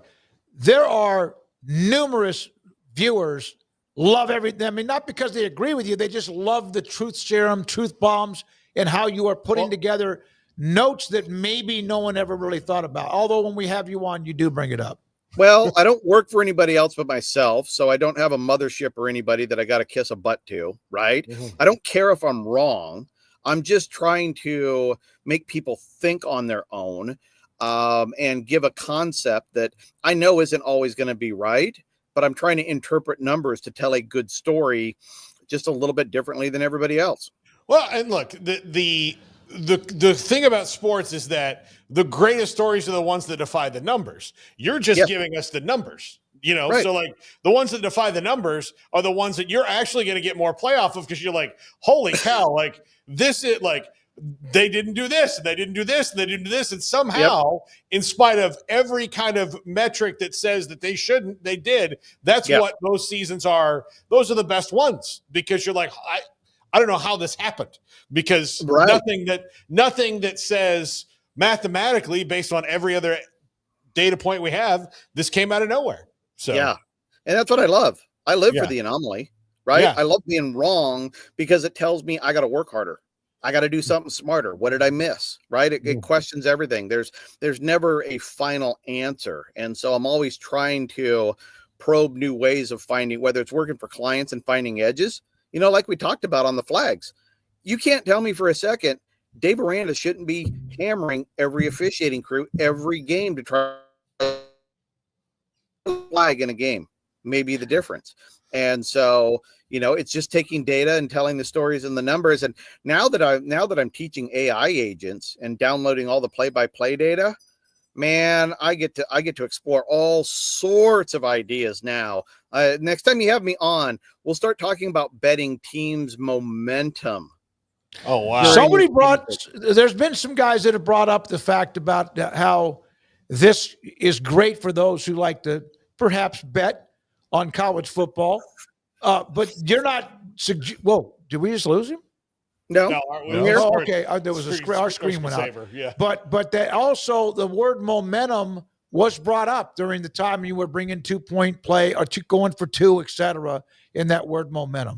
Yeah. See now, my AI agent and myself, the agent actually came up with the momentum thing, and it has nothing to do with in-game momentum. It's building off of what they did last week. I'll give you an example. SEC versus SEC in 2024. Okay. There was a specific bucket of teams covered in a week, and the game went over the next week. 63% of those teams that were involved in that game previous week, where they went over, which means there was good offense, and they covered, 63% covered the next week. Positive momentum. Negative momentum in the SEC versus SEC, teams that did not cover and the game went under, 61% the next week failed to cover. So if you had those two buckets, you were 14-9 just blindly betting those momentum behaviors in the season. I have to go through and do the rest of the college football, but that's the kind of betting momentum I'm talking about. I'm not talking about live betting during the game. I'm talking about what they did the previous week, so we can try to get ahead of it the following week. Garrett had a question when you said statistical anomalies, and you love anomalies. Now, this isn't college football related, but maybe we could make it that way. We can make it. Jacob Wilson is the shortstop. He's a rookie shortstop for the A's. He's batting like 322, and his on-base percentage is like 325 because he never strikes out and he never walks. So basically, his batting average is his on-base percentage. Like that, it's nearly impossible to think about in baseball. He's contact hitter, just goes. Is there a comparison to football that you could make that like a guy who doesn't get disadvantaged by one negative category or advantaged by one still has the exact same number, which is still pretty good? Oh boy. I don't know on something like that. Yeah. You're going to make him miss that shot coming down the rebound. Because how good is that how good is a 330 on base percentage relative to everybody else? Is that good in the major leagues? It's okay. I mean, you want to be in like Ichiro. I'll compare Ichiro, who's the best. He was at like 425 all the time because he walked and hit and all those things. Yeah. There's your anomaly. It's a Hall of Famer. Yeah. Well, would it be kind of like a quarterback that had a really high completion percentage rate, but also had a high interception rate? It's like the guy really moves it down the field, but man, he ends way too many drives. It's like the ball never hits the ground, but not in the best ways. Right. Yeah. He's above average. He drives the offense, but he does stupid things like not walk to elevate his game to be elite. Right. This is an elite hitter, but he is not elite in all facets of the game. So to me, it's like somebody like a quarterback that, or a running back. Look, the guy, that's like, to me, that's like a guy who goes, oh, well, he averages 4.5. He never gets a negative carry yardage, but he also never breaks anything over 10 yards. I know who it is. I know who it is in football. It's Jameis Winston. The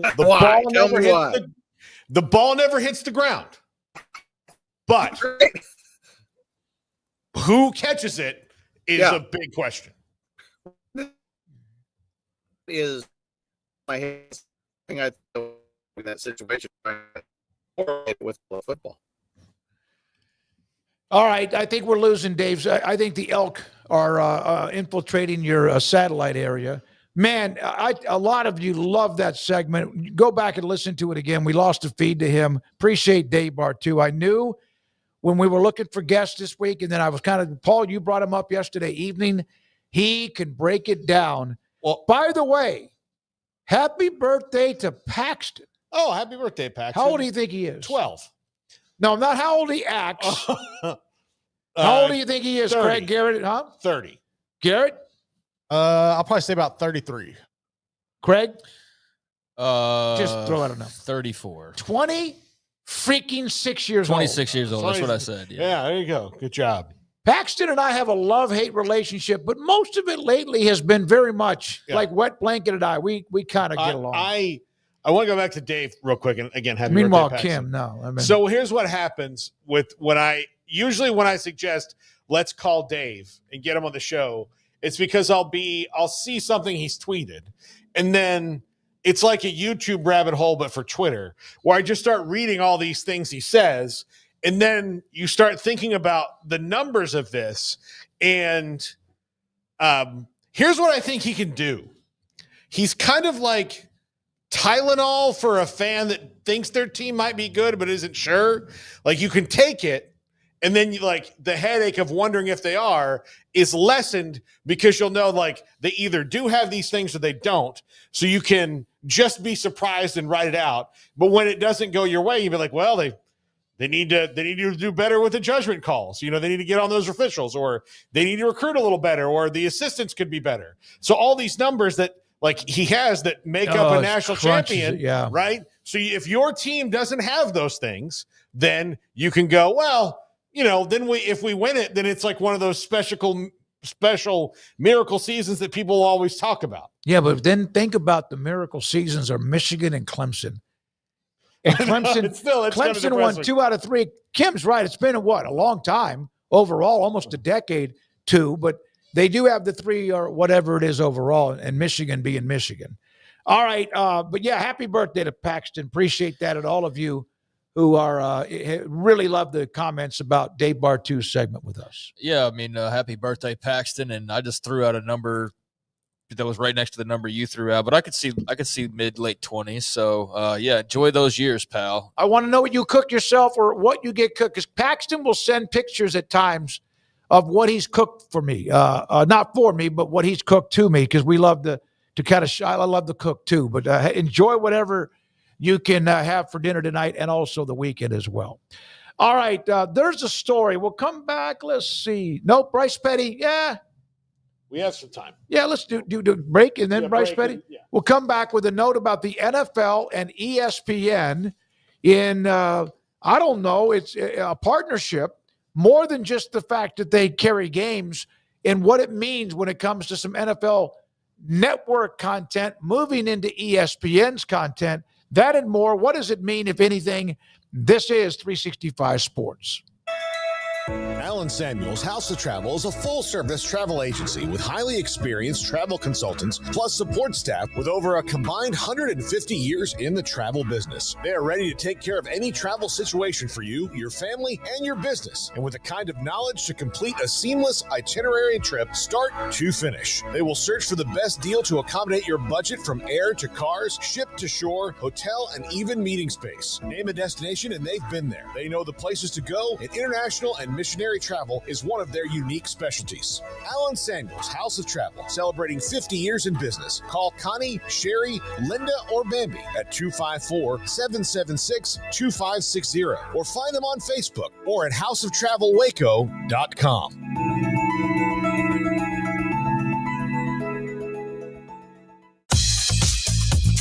Baylor Scott & White Southwest Sports Medicine and Orthopedics, the team physicians for Baylor Athletics, diagnosing and treating all sports-related injuries, including concussions. These specialists also provide orthopedic services for athletes and non-athletes alike, whether it's knee or shoulder pain, a wrist injury, orthopedic spine care, and even an arthritis and total joint clinic. Trust the doctors Baylor Athletics trust. Baylor Scott & White Southwest Sports Medicine and Orthopedics wants to get you back in the game. With so many companies and policies out there, it gets so confusing shopping for insurance, and I never know if I'm getting the policy that's right for me. Luckily, I met the team at the Niche Group Insurance Agency. With the Niche Group, you can go to one company and get access to coverage options from many insurance carriers, and you get to speak to a real person about your specific coverage needs. With the Niche Group, I know I'm getting the right coverage at the right price. If you need insurance, talk to the experts at the Niche Group at 1-800-258-8302. Established in 2007 and independently owned, Alliance Bank Central Texas is committed to helping families and businesses meet their financial goals. From their tellers to their board of directors, they know the importance of superior service and competitive products. Customers have confidence knowing that their financial needs are in good hands. It's your bank, Alliance Bank Central Texas, with 2 Waco locations, 4721 Bosque Boulevard and 191 Archway Drive on Highway 84, and at alliancebanktexas.com. Member FDIC, an equal housing lender. Want to send a message to the show? Jump in the Rudy's Country Store and Barbecue chat room. All right, so the NFL is sending Red Zone and NFL media assets to ESPN in what is a $1 billion, what is called a blockbuster agreement. This is what they're going to do. They're going to. Now, this is actually blockbuster. Like if you were to put in the titles like groundbreaking, what is it, blockbuster, like any of those kind of titles that are sort of like words that are overly abused. This is a blockbuster. Yeah, here it is. And I reached out to Patrick Crates and Bob Thompson and oh my goodness, Andrew Marchand, and he's just booked up. This is supposed to be officially announced by Disney, ESPN, their parent company, next week. So what's going to happen is they're going to have a service that's going to cost. Yeah, it's $29.99. Direct-to-consumer service will allow subscribers to bypass cable or satellite providers to watch all ESPN programming. I thought that's why I got ESPN Plus, including live games through the ESPN app.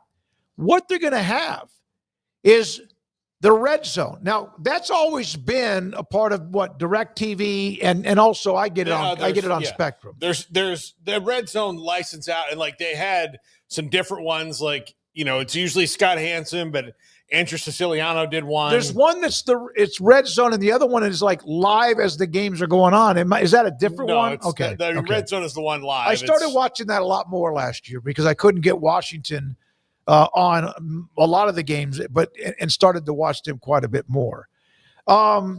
This deal will still need to be approved by by the regulatory committee. It goes into effect next year, 26-27, and the Red Zone. It was just Red Zone, like NIL, Paul. Is of particular importance to the deal. The idea of packaging it with ESPN's existing channels, which already receive more than $10 per month from subscribers to cable, satellite, and services, YouTube, and Fubo. So is there anything negative about ESPN being a partner other than carrying the NFL games and having this relationship? Oh, I mean, like this is huge. I mean, like ESPN paying for this. $110 billion over 11 years, so $10 billion. Is that right? $10 billion a year? That's crazy. How much money that is. That is enormous. Well, hold on. I'm sorry, Paul. The NFL's current media rights deals to televise its games are worth more than $110 billion over 11 years. That's every NBC and all the others. Yeah, okay. So this is an enormous amount of money changing hands, and it'll change the way you probably have to get Red Zone whenever this kicks into effect and all of that. But look, the Red Zone has been something. The Red Zone channel has been something I think that has been brilliant for the NFL.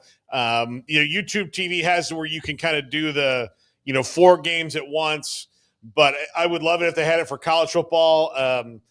Baseball, hockey, the NBA, they all have something similar, but it is not. Here's the thing that they've all messed up. Usually, if you get the sports tier on your cable package, Red Zone came with it. But the NBA, NHL, and MLB didn't. It was always like you had to get the MLB package and then you could get the MLB version of Red Zone or whatever it was.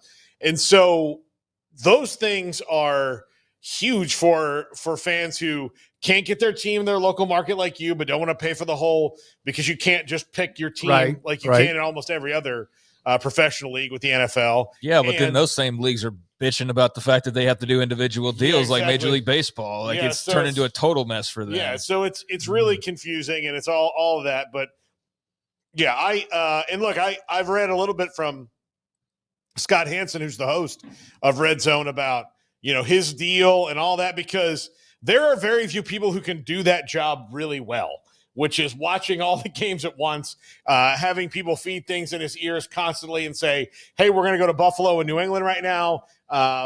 Josh Allen is just threw a 17-yard pass, and now they're at the 17-yard line, and they're on a 7-play drive, and he gets that information out and then throws it in the quad box and goes like, okay, we're in Carolina here and the Meadowlands here and Dallas here, and go.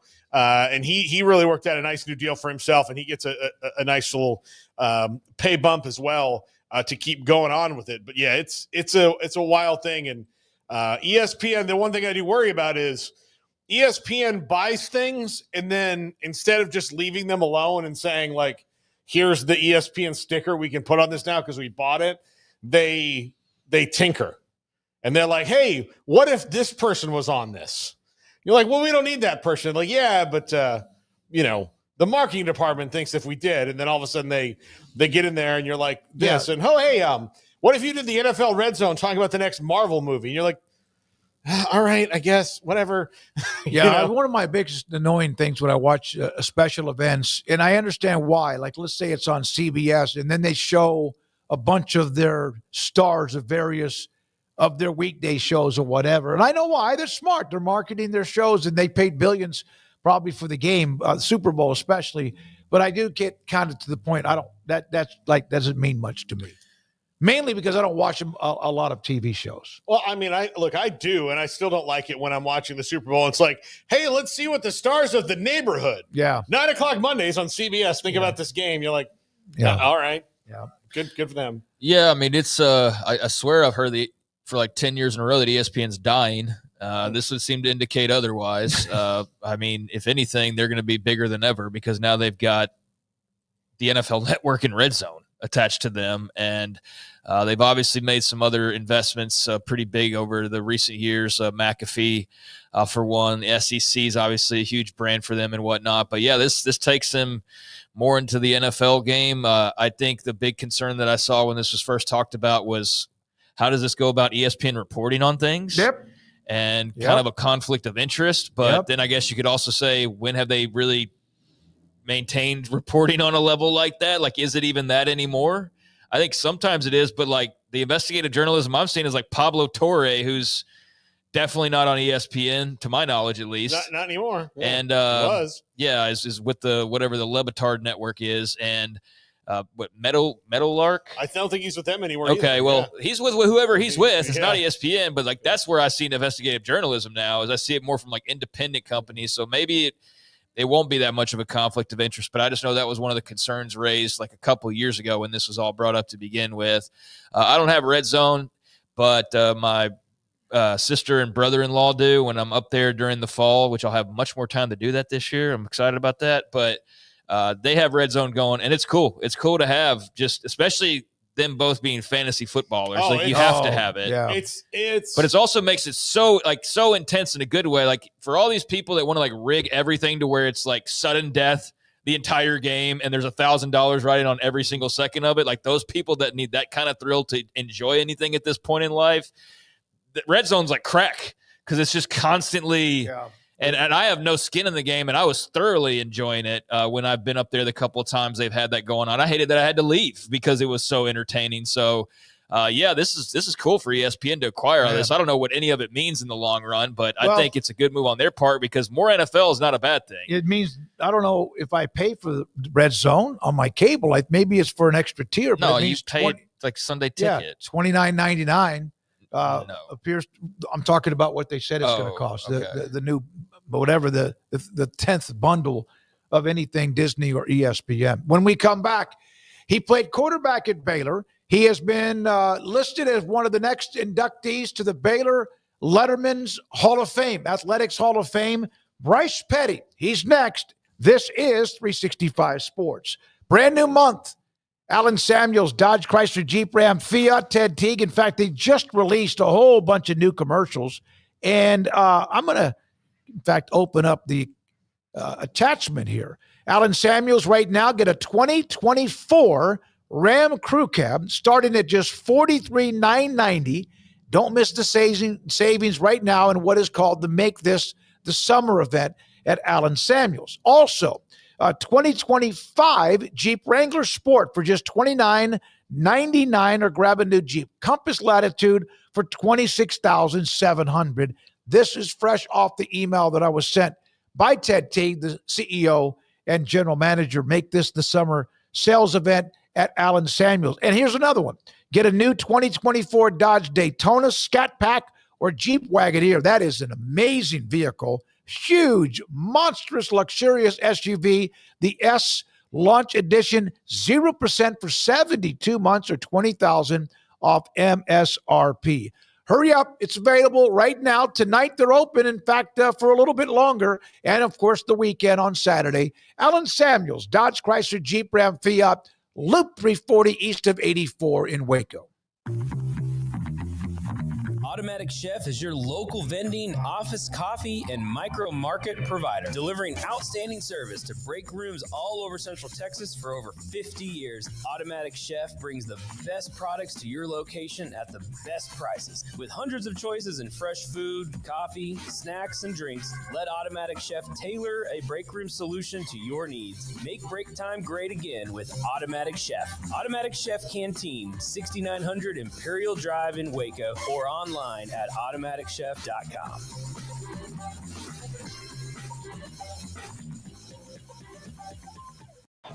Baylor alumni are more than 160,000 strong. When we all join hands to support our university, we don't just move the needle, we move mountains. Working together, we create life-changing opportunities for students on the field, in the classroom, in the laboratory, and in life for generations to come. So get connected, get involved, learn how at baylor.edu/alumni. There are 26 letters in the alphabet, over 600,000 words in the dictionary, and just 3 of them said together can change everything. Let's order pizza.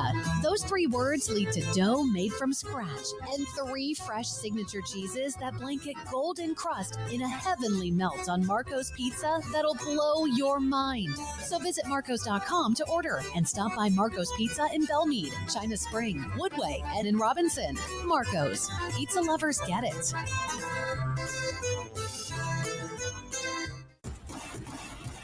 Petty Clinic Men's Healthcare in Woodway is now proud to offer you men an exceptional weight management body sculpting product called semaglutide, also known as Ozempic or Wegovy.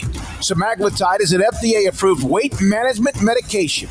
Once-a-week injections of this powerful medication offers an average body fat weight loss of 20% within the first year of treatment. In addition to body sculpting, semaglutide also normalizes blood sugars and has the clinical research proof of reducing blood pressure, cholesterol, stroke, and heart attack risk. If you're like most men and you have stubborn fat that will just not respond to typical diets and exercise, then help us finally hear semaglutide. Affordable, highly effective. Google search Petty Clinic Waco and reach out to the Petty Clinic team today for a free consultation with Dr. Petty to see if semaglutide is right for you. Go to pettycliniclowt.com.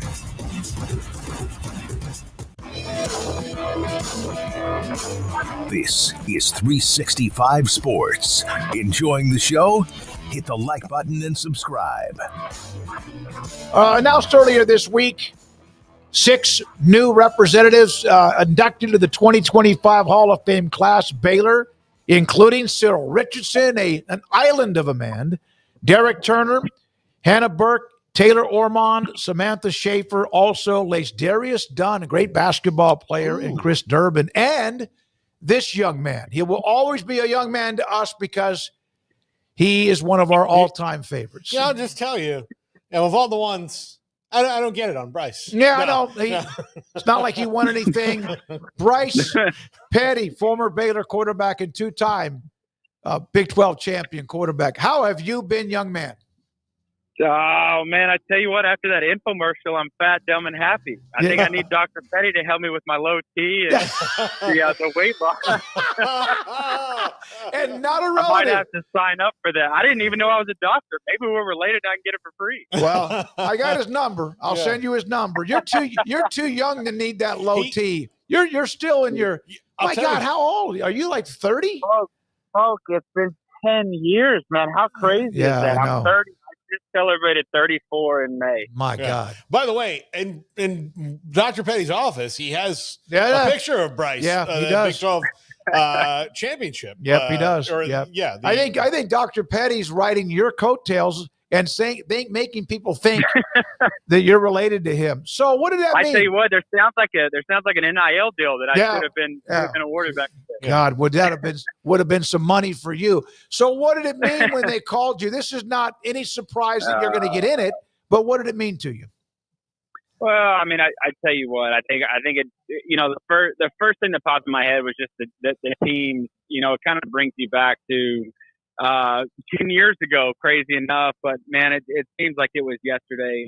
The locker room, the guys, the hard fought 2-a-days, the weight room sessions, the practices, the games, all the good stuff. It just kind of floods back into your memory, and it does mean a lot, man. I'm super, super humbled, super honored to be inducted individually, but I think it happened in the best way possible, that we were recognized as a team last year, because it really was, man. It was a team effort. I'm not just saying that to be, cute and political. Like it, man. I would be nothing without those guys, and so it's a true honor, but it's really in representation of the entire team. Bryce, I was thinking about this when I knew we were going to have you on. The Big 12 is the most topsy-turvy league. Now, especially with, Texas and Oklahoma, do you think about your team's place in the history of, you guys were kind of at the forefront of making it that topsy-turvy, even well before all this other stuff happened, like Baylor coming from nowhere, of being the worst team in the Big 12 for over a decade, and then being the best team in the Big 12, or one of them every year for I mean, now it's been pretty consistent. They have a little bit of a dip and then they come back in, but you started the shakeup of the Big 12. Yeah, man, I think it was certainly interesting, man. Especially when I started playing, in 13 and 14. And I love telling the story that Texas wasn't Texas anymore. When they walked in the building, people didn't really care that you were Texas. Whereas from before, 25, 30, 40 years, that was a big deal. You get an offer from Texas, you're going there. And I think that was the big thing that Coach Bryles, and then, ultimately what the team did on the field did to that conference was made people think, man, do I want to go somewhere and have fun playing football, as opposed to just going somewhere where there's tradition of football. And so to be a part of that was amazing. I don't even know if it'll ever be like that again. NIL certainly changed the game. It's not meant to get in that conversation. It's right, wrong, or better. I love that guys are getting paid. I hate how it's done. However, the idea of college football where it's any given Saturday, anybody can go play with whoever's on the other side of the field if you believe, and that's just what we had. So it was certainly a lot of fun for all of us to go out there, knowing what we had, knowing what we were building, knowing what we were going to, and coming from. That was the other thing. And so a lot of times the cool part of being kind of out in the business world now is when we get to talk about the memories. A lot of that is, man, when I was there, we were this and that, and, we weren't very good. And then when you guys came, it was incredible. It was just such an energy about Baylor football, especially in Waco, but especially in the recruiting. You saw it, man. We had guys coming from all over the place. It was national. It was the top guys in Texas. And if you have the top guys in Texas, you have the best team in Texas, without a doubt. Bryce, do you still get the itch this time of year when camps start opening up? Is there like some nostalgia that kicks in for you, or are you kind of well past that at this point? I was watching preseason football like I was about to suit up. This makes the world so much better. nothing against baseball. I've got a lot of baseball friends, love it. But, man, when it's the only thing on, it's like, holy smokes, man, this is the longest day ever. Football makes everything better. It's American sport. It is America's sport. And it makes the office better. It makes dinners at the home better. My 5-year-old daughter, we just had 2 birthdays. So I've got a 5-year-old, a 3-year-old, and then little man will be 2 in October. But my 5-year-old was like, Daddy, can I watch football with you? And I was like, Wow. Absolutely you can. So it makes life all the better. Absolutely. Oh, that's a handful, man. That's 5, 3, and 2. Look, I'm on a lot of nicotine and coffee. I got to be completely transparent with you guys. It is a lot. It's a lot more than I signed up for, but it's beautiful chaos is what I like to admit. That's awesome. Bryce, get that NIL deal for Zen. Oh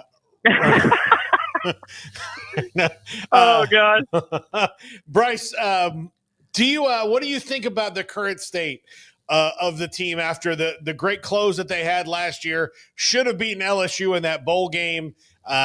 Sawyer Robertson, he reminds me of you, except like he's a nice person. And much better looking. But no, like, what do you think of that? I love where the team's at right now. It's fun being, unfortunately I'm removed enough, so I don't know where all the guys' names are at. But I tell you what, with Coach Aranda and everything that he's building, Sawyer Robinson, dude, if you've got a guy like that leading the helm, and everything that I've read about him and heard about him, and obviously talking to him too, he leads by example, and that's what we had. And that's the hard thing to find in college football now.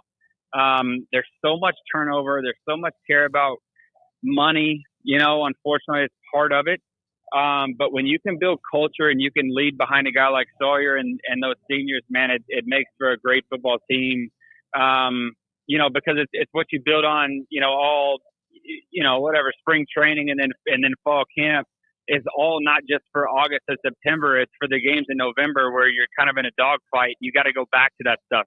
You can look at the guys in the eye and know that I'm going to fight for you. You're going to fight for me. And so I'm actually really excited to watch the Bears this season. When you watch Sawyer Robertson, what do you see? Any similarities to what you were like? Because you could take off and run. He does that. It's not like he's a dual threat, but he seems to have a little bit of that blank in his neck, if you know what I mean. And he's kind of fearless. Absolutely. No, I think everybody if you're playing Power 5 football or Power 4 football, whatever it's called now, I think you have intangibles that you can throw and then you can move and you're athletic. What I love about watching Sawyer is how the guys respond to him.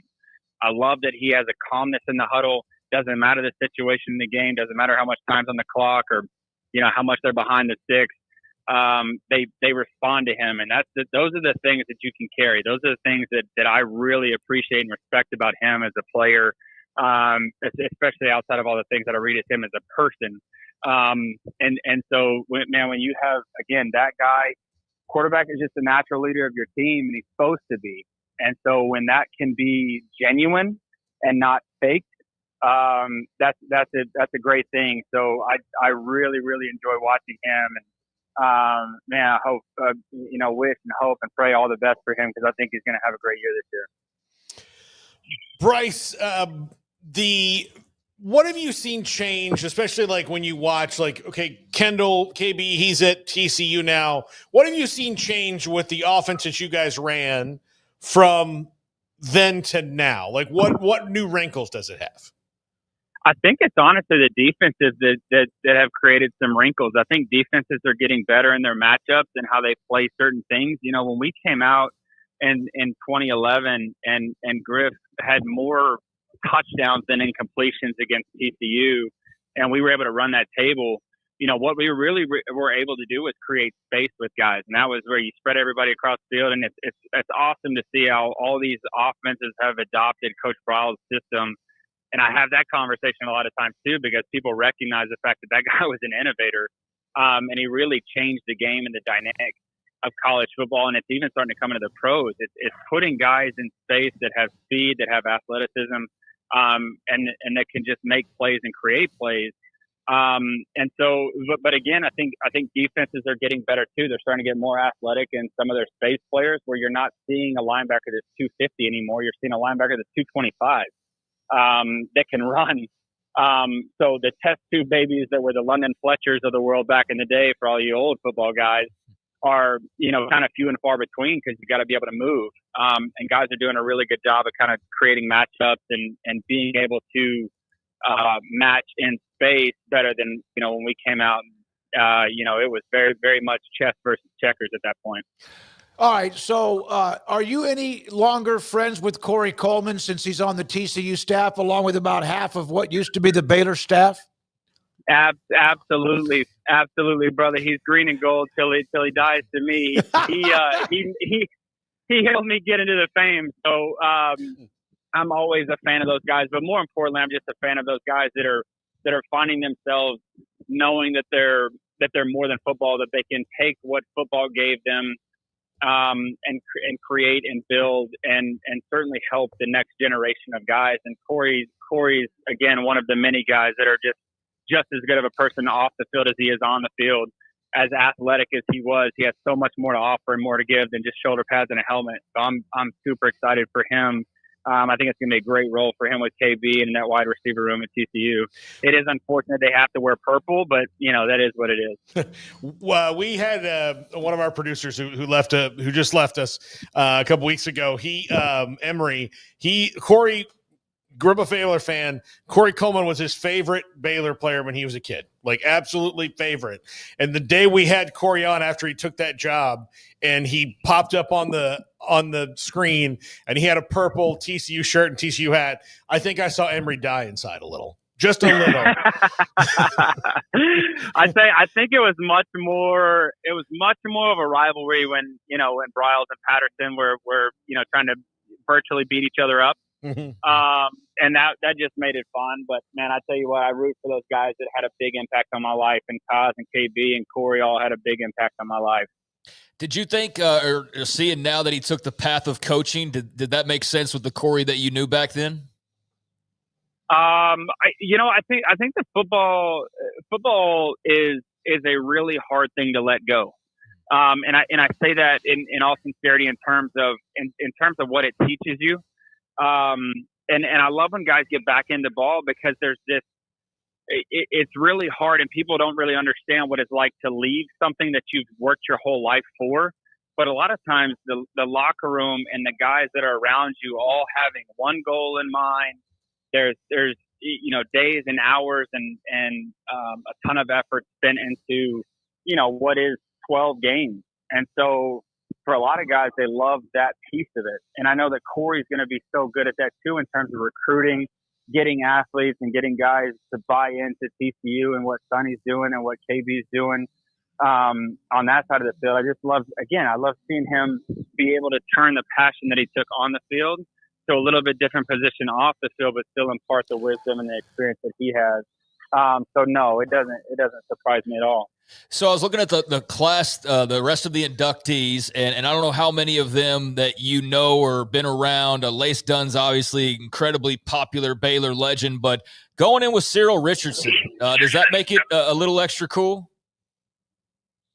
Man, Cyril, I didn't get to play, a lot with Cyril on the field. Okay. I got that guy in pads and sweats and just realized, dude, I wouldn't want to be on the other side of the field from him. And I think they kind of created the term pancake block from Cyril. But we had some incredible offensive linemen that played, at Baylor through our tenure, and Cyril was absolutely one of those extremely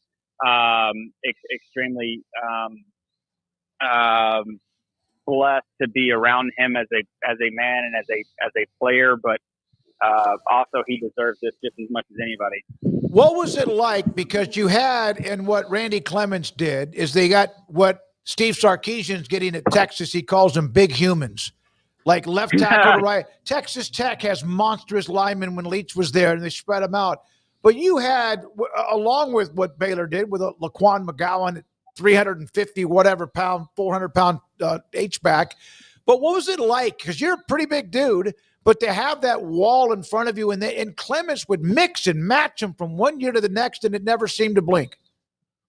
Never seemed to blink. I call them test tube babies, to be honest with you. They are, they're few and far between, but man, when you find them, they're your favorite people. They're actually my mom's favorite people as well. so they made our life easier. They kept me up the turf. I've always loved offensive linemen. Got to hang around a lot of cool guys. That they got their hand in the dirt, and a lot of times they don't get enough praise for what they do. Man, they maul every day. They get their head beat in every day, but they do it and they love it. And you give them typically a fishing pole and some Miller Lights, and they're fine. Bryce, what was it when you watch a coach? Randy Clements was always kind of a mad scientist to me, even though I don't know if people would do that, but or like a chef. Like, he could make anybody a center. Like, he had these guys that were like tackles, and then he's like, "You want to be a center?" Philip Blake was like Philip Blake was like. I mean, there was like three guys that, like, some guys they recruited that were centers, and then other guys they're like, we don't really have one. Hey, you do it, and then he just made him a center, which is it's the most complex position to pick up, because you not only have to know everything that all these guys know, you have to know everything that you know as the quarterback as well. What was it like watching that and being like, all right, this is going to be my center. Okay, rock and roll. Yeah, I mean, I think for, that position is certainly dynamic. And I mean, the way that Coach Clements, created our line and built that run game to where, and I tell everybody this all the time, we threw for a lot. Had a lot of touchdowns through the air, but like that was all predicated and built on the run game. And so that, Coach Clemens has a lot to do with his staff and his guys in that room, with a big piece of the success that the Baylor offense had. And, especially at center, to your point, you have to be dynamic. And we had Stephon Huber before that, and Kyle Fuller was an absolute animal, played in the league for a long time. Unfortunately, I think he's still there. I say unfortunately because I don't remember. That's bad on my part. But Kyle Fuller was a hell of an athlete too. What you don't realize is that most 300-pounders that people meet on the street, they're not athletic. The guys that we played with were unbelievably athletic. Pick a basketball up, dunk it, windmill it, whatever they wanted to do. Throw a football, perfect spiral. I mean, hit a baseball. I think the only thing they probably couldn't do is hit a golf ball, but I'm not actually totally sure on that. But man, I tell you what, the amount of movement that they had to do, to your point, the IQ that they had to have, they set all the line, they set all the pass protections. We didn't do a whole lot of that stuff when I was there. They're dynamic, man. They're the smartest guys on the field, and they anchor that whole line. And so a lot of respect goes to, that center position, because it's a tough one. Last thing for me, and great, by the way, congratulations again on the event coming up with all those that are being inducted, including our guest, Bryce Petty, man, one of the favorites ever that we got to know along the way. The offense during practice carried over to the game. You mentioned space. That was the one word. Bryles would never give me that word, but eventually some of the assistants did, that space was the key, and he split everybody as far to the sidelines as possible. Was it pace? Was it speed? Was it tempo? What was it? But why the word space? I think it was definitely a combination of all of those things, but I think space makes you choose. And we had just a unique ability to position tempo with space. So if we can run our offense as fast as we possibly can, and put you in space to where you have to choose whether you're going to come in the box, whether you're going to stay outside, we play off of you. You got to make a choice, and you have to do it really fast.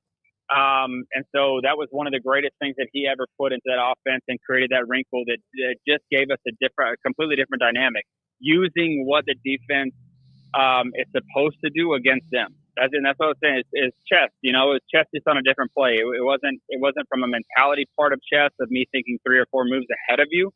It was simplifying the game to where we could play really fast, make one dude choose, and then make him wrong. And that was the beauty of that offense. That's what made us really efficient, really effective, and put up a lot of points on the board. Congratulations, young man. You we got the picture of you with that chrome helmet back in the day. My God, you were fantastic to watch. Unbelievable couple of some years with you. And then, of course, you had Nick, who's going to be a featured speaker at a luncheon in August. And then, of course, Seth Russell.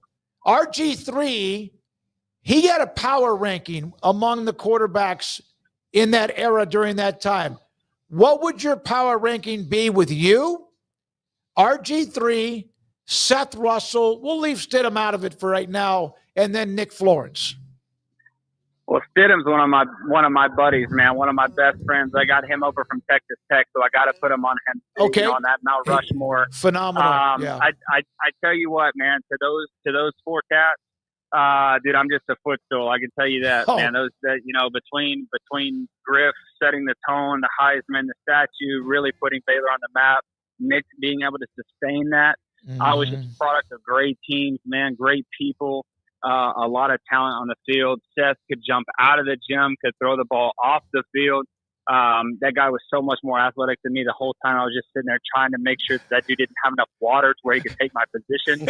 And then Stidham was about to carry the whole thing to the ship, man. I'm telling you right now, if we had that rolling and all that stuff wouldn't have gone down, but Stidham would have taken us to the playoffs and most likely made a run. I mean, he was extremely, extremely talented. So I'm a footstool to those guys, man, but just happy to be a part of the group. Love you, buddy. Appreciate it, Bryce Petty. Thank you guys so much, man. I really appreciate it. You too. Congratulations. Can't wait to see that event. Think about it. You had RG3 and Florence was his backup and came in and, again, that game against Texas Tech. And then you turn around and you have this guy named Bryce Petty who had initially committed to Tennessee. And then you had Seth Russell. And RG3 said he was the best of all of them. And then Jarrett Stidham was next, right? And then, of course, a lot of things started to change. Am I missing somebody? No. I don't think so. Well, we have the Vanderbilt schedule to close out all of the Power 4 schools that we started to do that. Garrett, you want to do that here or break? Let's break and then come back. Let's come back with a break. And then also Vanderbilt. Craig will break down the Vanderbilt, the Commodores, and then also Paul Catalina with Josh Neighbors, the top 5, and also Andrew Valade's poll results on this Friday, 365 Sports. Ideal? Am I right? MRI. I spoke with Dr. Rob Maxey. In fact, a couple of different emails that I've traded with him. State-of-the-art imaging machine, $497 or less every single time you go in there for what would be a patient trip. There are many things about what makes them great. The state-of-the-art imaging machine, $497 or less when the average is $1,100 around the country. And the other part of it is when you walk in to get an MRI, you're not going to be there very long. I have never walked inside there to get an MRI. And I've even had a couple that they did late, like early in the evening because they knew I had the podcast, right, with all of us. And raced over there, got there about 6:15. They waited for me. And there was nobody there. Not because it was in the evening. They have patients all of the time, customers, but they won't make you wait. It is amazing how clockwork and how efficient that place is. It's a great business. Dr. Rob Maxey in Waco at idealmri.com. In our logo and advertising, we say we are people that you can count on. What does that mean? It starts with providing a quality vehicle and quality service at a fair price. But it also means we do what we say we will do, and we treat people fairly with respect. It starts by hiring great people, good local folks who work hard with a caring attitude. Our employees are the real reason we are people that you can count on. Put us to the test and see for yourself that at Richard Carr Motors, we are people you can count on. Parenting is full of surprises. You never know what to expect. So after our son was born, I called my Texas Farm Bureau insurance agent to set up a life insurance policy in case something happened to me. Sawyer is now 2. And we'll soon have a sister. There's no one else I would trust with protecting my family. Stop by and see our agents at one of our 3 McLennan County locations. Coverage and discounts are subject to qualifications and policy terms and may vary by situation. Developed by Startup Waco, a nonprofit organization, GXG is a program designed to support the entrepreneurial development of Baylor University student athletes through NIL activations. The program helps student athletes maximize their platforms and offers a comprehensive support system for them to create and grow new businesses that not only benefit themselves, but also uplift the local economy. Fans who wish to support student athletes can donate to GXG via the GXG NIL Fund, BaylorBears.com/GXG. Contributions to support NIL activations through GXG can be made at BaylorBears.com/GXG. For more information, follow @GXG_GreenXGold on social media and visit the official website www.gxg.startupwaco.com. GXG, empowering student-athlete entrepreneurship and uplifting the local economy through NIL activations. Riverbend Liquor and Wine now has 2 locations to serve you. The original on Lakeshore Drive at North 19th Street and the brand new spot in downtown Waco at 600 Franklin Avenue. If you're looking for the best in craft beers or local Texas bourbons, then the original is the place to be. And for the latest trends and online phenomenons, head downtown to the Franklin location. Either way, you're going to get the same great variety, customer service, and speedy experience. Check out both locations on their Facebook and Instagram pages, Riverbend Liquor and Wine, Lakeshore Drive at North 19th Street, and now downtown on Franklin Avenue.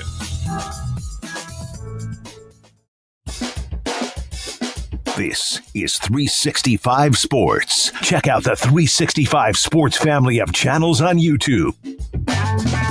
Here we go, this 5 o'clock hour, racing into the weekend. We are down to the last one. At times, it was excruciatingly slow. But here we are with Vanderbilt and the Commodores, Craig Smoak. Yeah, just timed it perfectly to go right into vacation. Had this planned all along. Never once accidentally skipped it during the show. Never once put it to the side for days on end, only to return to it randomly. This was all by design to end up right as I take vacation, finishing this entire list up. And this is where we're going to finish. So if we didn't get to a program, then we're just probably not going to get to a program. But we covered the Power Four. And here is the final team, the Vanderbilt Commodores. Again, this is something that, Lord willing, next year can do something along these lines. I'll polish this segment up a little bit, but that's a solid graphic. I like that graphic. I think black and gold, old gold, always looks really sharp. It's kind of hard to screw that up. But, yeah, I think it's a nice, respectable, good-looking schedule. So Vanderbilt's, obviously a story that is unlike what we've really been talking about with Vanderbilt in years past. They're a team that's expected to be competitive. They're a team that, if you listen to their starting quarterback, they expect to contend and, hell, win the SEC. Diego Pavia has shot a lot of life into them. And so last year, pretty much perennially picked the last team in the conference. They actually finished ahead of Mississippi State, Kentucky, Auburn, and Oklahoma. Damn. By finishing 7-6 overall and 3-5 in the SEC. And that 3-5, of course, included the massive win over number 1 at the time, Alabama. That was after they had lost 2 games, including to Georgia State. And they turned around, they beat Bama. They beat Auburn at their place, beat Kentucky at their place, beat Georgia Tech to close the year, but still had a handful of losses in the SEC. So trying to improve upon 7-6, and that Georgia Tech game was the Birmingham Bowl, for what it's worth. So that's how their season ended, was on a win. And it's always interesting when you get a 6-6 team into a bowl game. You're excited, but you're like, damn, if we lose this thing, we finish under 500. And it just looks a lot different than finishing 7-6. So they won that game, finished 7-6. Now what to expect with Vanderbilt. Here is their schedule. August 30th, Saturday. All Saturday games for Vanderbilt this season as well. So Saturday, August 30th, Charleston Southern at home, SEC ESPN Plus network broadcast already announced as a 6 o'clock kickoff. Then Saturday, September the 6th, on the road against Virginia Tech in a little SEC ACC non-con action. That'll be on the ACC network, already announced as an evening game as well. And they have one of these schedules where they don't have the back-end SEC special. They have their non-conference games all pretty much right at the beginning, with one exception, and that is South Carolina on the road in week 3. So they'll open SEC play against the Gamecocks on the road on September the 13th before returning to their non-con to close that out the next 2 weeks. September the 20th at home against Georgia State. September 27th at home against Utah State. And judging by this, like, they've got 2 games that might be on broadcast television, That South Carolina game, I could see where that will because it's earlier in the year. That Georgia State game, I'm going to assume probably not, but I don't know the schedule by hand. But ESPN Plus, SEC Network, ACC Network, SEC Network. It's just the world we live in nowadays. And they still don't have a break. They get another game into the month of October before they finally do get their break. And right leading into that will be the final of 6 consecutive games to start the season, as they will go back to SEC play now and take on Alabama in Tuscaloosa. So a lot to digest there. Charleston Southern at home, at Virginia Tech, at South Carolina, Georgia State at home, Utah State at home, at Alabama, and then they get into a bye week. Now, I will say this, as they were one of FSU's 2 wins last year, Charleston Southern is the worst football team I've ever seen in my life. They were awful. You would take them over who's the Kennesaw State? Kennesaw State? Yeah, is it Kent State? No, who's the team that we've talked about as just the absolute Kennesaw State? Okay, yeah. No, they like Charleston Southern is also an FCS team. Kennesaw State's an FBS team. Yeah, it almost felt like FSU should have given them more money for how bad they were. Like just an ass whooping fee. I know that we already paid you $750,000 or $1 million to come here and do this, but here's another $1 million just because. This is the lowest that FSU's ever been, and you still somehow got your ass whipped by them. Like, here's another $1 million. Thanks for, the self-esteem. You don't boost. have to rub it in. They feel bad enough as it is. Some random Charleston Southern fans watching this just out of the blue today, and he's like, "The hell did I do? We'll never watch this channel again." Sorry. We'll just call him Glenn. Sorry, Glenn, the Charleston Southern fan. Virginia Tech, I saw ESPN list Virginia Tech as the 28th team out of 32 who could possibly make the college football playoff, due in large part to their schedule, but I'm not buying it just yet. Our boy Chadwell was at Charleston Southern, wasn't he? Who? That's Coastal Carolina. He was the head coach there. Well, back before Coastal Carolina. That's a long time ago. Okay. They forgot about him completely. At South Carolina is going to be tough. They lost to Georgia State last year, so you can't just put that one away.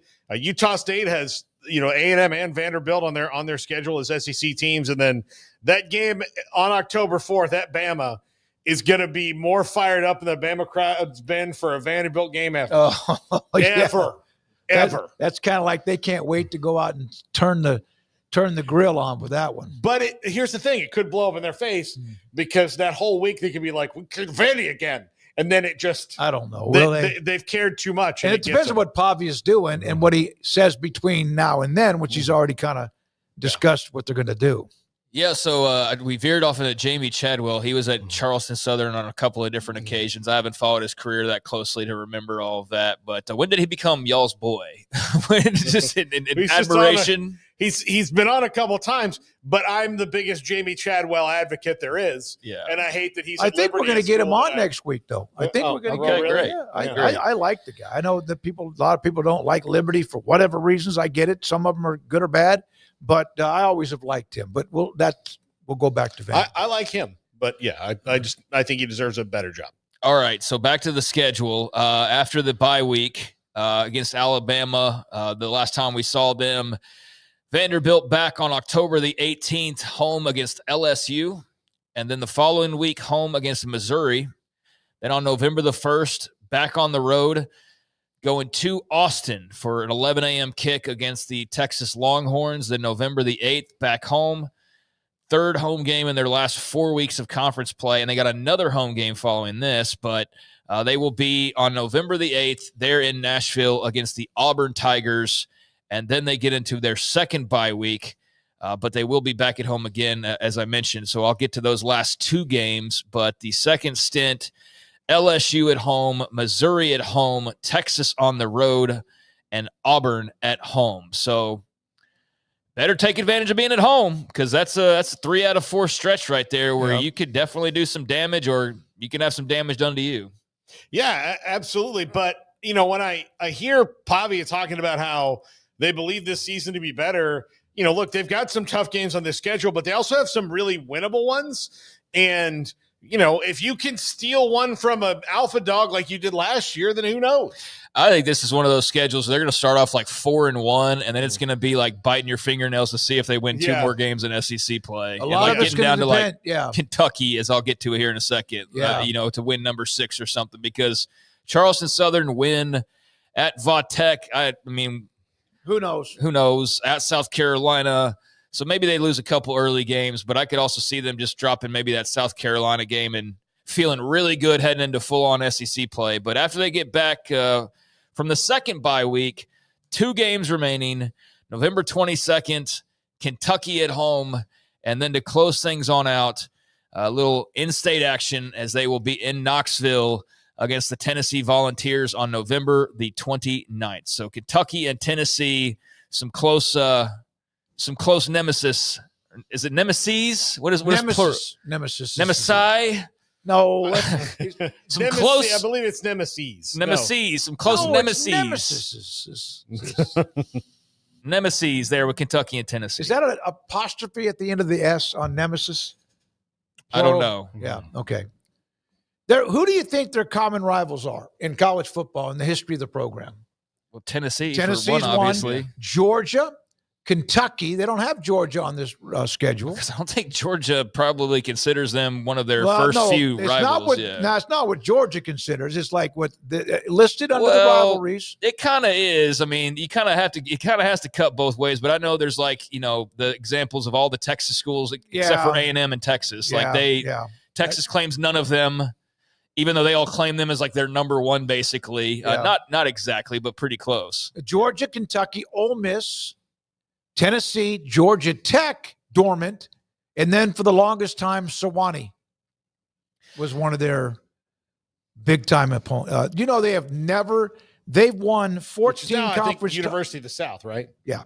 14 conference championships, but the last one was when they were a part of the Southern Conference, and that was back in the 20s and 30s. It's just been a tough run for them. They've had some success, but it's been a tough run. Well, it's looking up now. I mean, this is about as much as they've been talked about during an off season as I can recall, maybe ever. And maybe there's some years where I just wasn't as locked in or whatnot, but definitely feels like there's a different tune because of that quarterback. And when I think of their rivals, granted, I don't go deep into Vanderbilt history, so I'm sure if you live that life, then you know a lot different. But from the outside looking in, the only one I can really think of that registers for me is Tennessee. But I'm sure there's some other history there that's just if that's your wheelhouse, you know that. But outside looking in, Tennessee. So that's how they will close things is with Tennessee there at the very end of this schedule. So as far as the teams they do not play, no Alabama. On the excuse me, sorry, I didn't. I'm looking at it backwards. No Arkansas.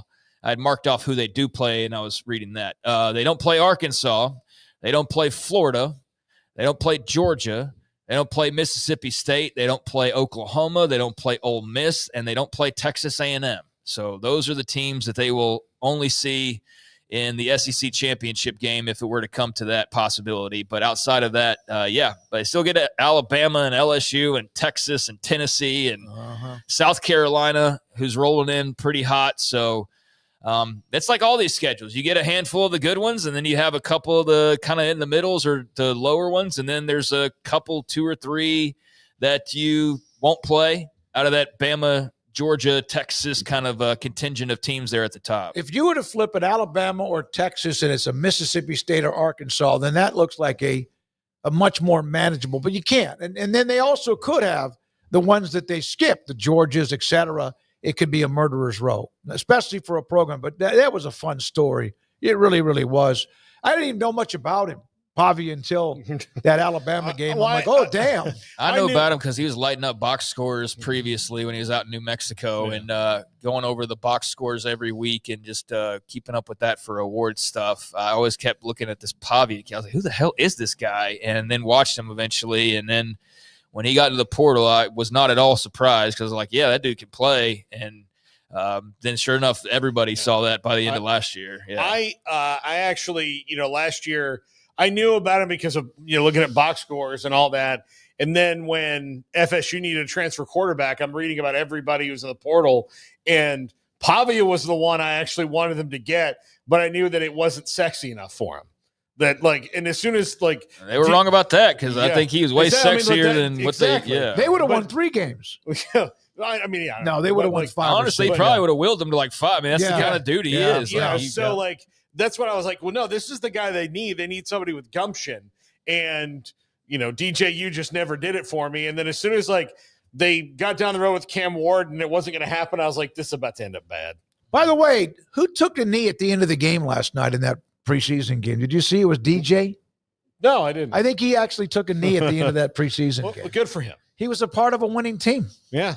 Yeah, good for he hadn't been able to do that in a while. So good for him on being able to kneel it out in a win. But there's Vanderbilt, the end of the road for us in these schedules. All of the 4 power conferences we rolled through, and that's where we're going to leave it because I'm going on vacation. Yeah. So it's a nice time to break it up, and great timing. Again, planned right from the start. We're going to take 6 random days of not doing it at all, and then we're going to do it 15 days in a row, and it's going to end perfectly. And you know what? It did end perfectly. It did.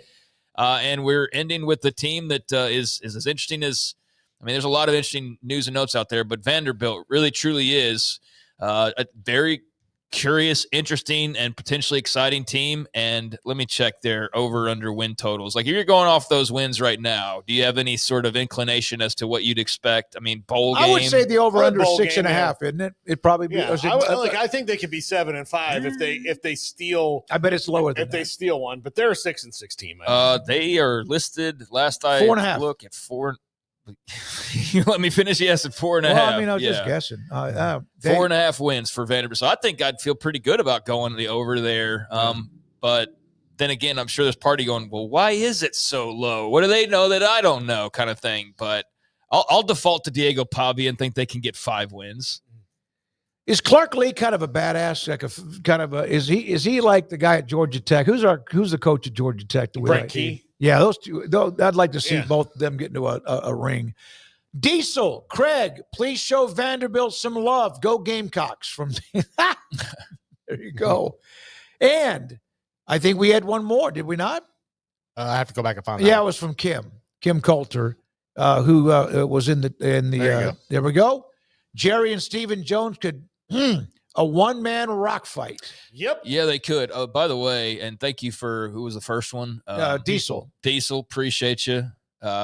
Is that Big Daddy Cool Kevin Nash, Diesel, or Shaq, or who? No, Shaq, Diesel, appreciate you very much.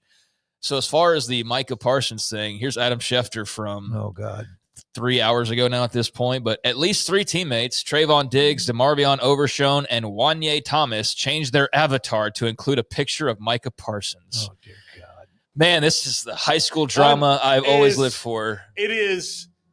And this is what Jerry needs to understand. None of this is necessary. None of it is necessary. But he doesn't care, like he said. He likes the fact that we're talking about it. Absolutely. But is a size of a cucumber right now. He's so excited. He is foisted on his own petard on this one because before he's been able to, that's just Jerry, and he's never had anybody that Des Bryant made a good video today, or an interesting video about, hey, good for you. I kind of wish I'd have done this, when I was going through the same thing. Yeah, because it's annoying unnecessarily. Well, he loves it. I know that maybe there's some consternation. Guess what's tonight? What? Well, a media party at No, that was last night. Oh, it was last night? It was last night, yeah. Oh. The one down that they go down. I just saw some pictures LA, from one of the Cowboys reporters. Yeah, I did see there some of those stations, they didn't stay as long. Typically, I think no, they went in for 5 days at a time. Yeah, yeah. I listened to RJ and Sean in the morning, and they were there for 5 days. I think. Yeah, but they would used to 3 stay weeks for 3 weeks at least. Yeah, we used to sneak that in there. But yeah, they most of the coverage I saw, most teams were only there for 5 days at a time. But yeah, so now we've reached they're all changing their avatars in support for this guy who's already made a lot of money, not making even more money. So I appreciate the support, but it's these are millionaires haggling over millions of dollars, and I don't really feel that badly for anybody involved. I'm sorry. I don't. You're all going to get paid what you're going to get paid eventually, somehow or another. This isn't like the world's going to stop on its axis if Micah Parsons doesn't get a deal soon, but I'm sure for Cowboys fans it feels that way. So the world will keep on spinning and turning with all eyes on Dallas Cowboys drama once again as the season gets underway. Grateful 365. Then we come back with Josh Neighbors. Craig, great summer school and all the big schedules. Thanks. I thought it was a great idea. I tried to interrupt it, but guess what? I had a plan to end it on this day, the day before you take a break. Much deserved break for you. Thank come on, you. Grateful. Thank you. Oh, He's man. been off all summer. If I could super chat you back, I would. But no, it's fun to do it because it does give you a better idea of kind of where people are looking as far as the scheduling and the win totals and all of that. It just kind of roaming through them. It does give you just a cool glimpse at everybody. And I'll polish it up, Lord willing, have a chance to do it next year. And if I do, then I'll polish it up a little bit more. But thanks to those who enjoyed it. And Garrett's got to keep us on track, too, for God's sakes. He loses control, loses focus. All right, here's what we have. Coming up, Paul Catalina with Josh Neighbors on college football. And then the top 5. And then Andrew Valade's poll results, by the way, retired stockbroker, super chat, Sawani. Everybody else, step off. Is that like a train conductor that does that? I don't know. Okay, when we come back, Josh Neighbors with Paul. This is 365 Sports. Edward Jones financial advisors Ben Erlinson, Brad Wilson, and Cam Heathcott understand these are difficult and changing times we live in, but they know how important your financial investments are to you. So is your financial advisor staying in touch with you and helping you navigate today's financial climate? Invest with Edward Jones financial advisors Ben Erlinson, Brad Wilson, and Cam Heathcott, who invest their time and experience back to you and your money. And like coaching athletes, investing money is about time, patience, and encouragement. Contact Ben Erlinson at 254-759-8533. Brad Wilson's location at 250 Sharon Drive in Woodway, and Cam Heathcott in Conroe. Edward Jones Financial Advisors, Ben Erlinson, Brad Wilson, and Cam Heathcott, proud sponsors of 365 Sports. Edward Jones, making sense of investing, member SIPC.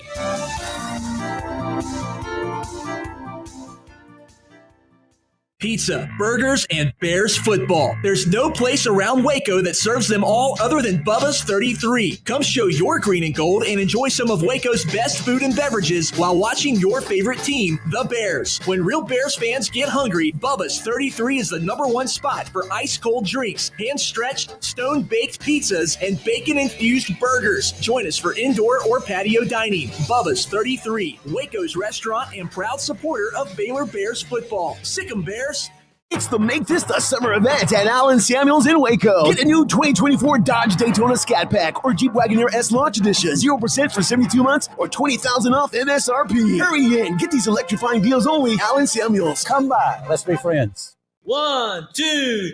I'm in love with a man named Rudy. I'm okay with that. He knows exactly what I want. He keeps me coming back. Cooks breakfast, lunch, and dinner for me. Does the dishes too. I'm in love with a man named Rudy, last name Barbecue. It sure is easy to fall in love with Rudy's tasty oak smoked barbecue. Next in line. This is 365 Sports. The 5 o'clock hour is sponsored by Edward Jones Investments with financial advisor Ben Erlinson, who'll navigate you through today's financial climate. Edward Jones, making sense of investing. Now here's David Smoak, Paul Catalina, and Craig Smoak. Come in at 365 Sports, Paul Catalina and Josh Neighbors. Back in the fold with College Countdown. Here is part of our family of podcasts all across the podcast world that we have. And Josh, I'm gonna let you sent me a text. I was outside talking to one of the boss men on the phone, and so you sent me a screenshot that said I'm ducking the smoke. Oh. So I'm gonna let you go ahead right off the bat and ask us, Garrett. You're involved in this too. All right. Yeah. Ask us the question. He said he wanted to ask us a question. He would not tell me what it was. So this question, it was a big debate on our radio show, and it's been one for a while. So Arkansas is playing Arkansas State this year. It is a game that has never once occurred. Yeah. They are playing the game at War Memorial Stadium in Little Rock. It's the last game that Arkansas is scheduled to play there. So they are now playing Arkansas State for the first time. Frank Broyles, the old athletic director at Arkansas, was a huge proponent. Also, you might know his name from the Broyles Award, the award that goes to the top assistant coach of the country. Mm-hmm. He had a long-time policy of not playing in state teams. He did not want to see $1 of money. He did not want to see one headline involving the University of Arkansas and also Arkansas State, UCA, etc. Pine Bluff, all that stuff. Yeah. All that stuff. Yeah. So we've had this debate about whether or not it's like smart if you're Arkansas to play Arkansas State. And it drove me up a wall this morning because the people that make the argument are for them to play them are like, why would you want to duck them? Shouldn't you be competitive? Don't you want to beat their tails? And I'm like thinking to myself, if you're a program like Arkansas, right, not great. It's not been excellent recently. Ever since in the last 25 years, they've averaged just about 6 wins. That's if you include Bobby Petrino, which is the highest of highs, and then Chad Morris, lowest of lows.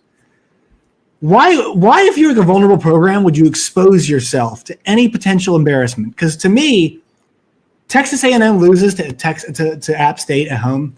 Okay, like it's embarrassing, but like App's pulled a couple upsets before. We know they're a good program, and they live way away. Right. They're not going to run into App State people at the grocery store. Right. Yeah. No. But here's the thing: is like you would say, App State shocks Texas A&M.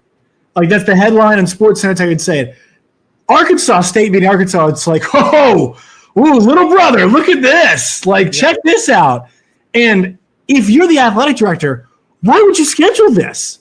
Because, like, guess what? Do you want to be the coach and the AD on the hook for your one and only game and one and only loss? And here's what I said. I worked with this guy, Wes Moore. Love Wes. He's awesome. Wes goes, well, 19 times out of 20, Arkansas wins a game. And I actually think it's probably higher than that. But, damn, what if today's number 20? Yeah. Yeah. No, it is. Look, but like, am I crazy? Because people are like, be competitive. Don't be chicken, you know what? And I'm like, come on, man. You are not. Okay, all in-state school-to-school games are not created equal. It was egregious that for almost 15 years we got no A&M in Texas. It's egregious. It was stupid and it was ego-driven. It's egregious that we are going to go on our second year with no Bedlam. Like, that is 2 years too many. It is egregious that happened.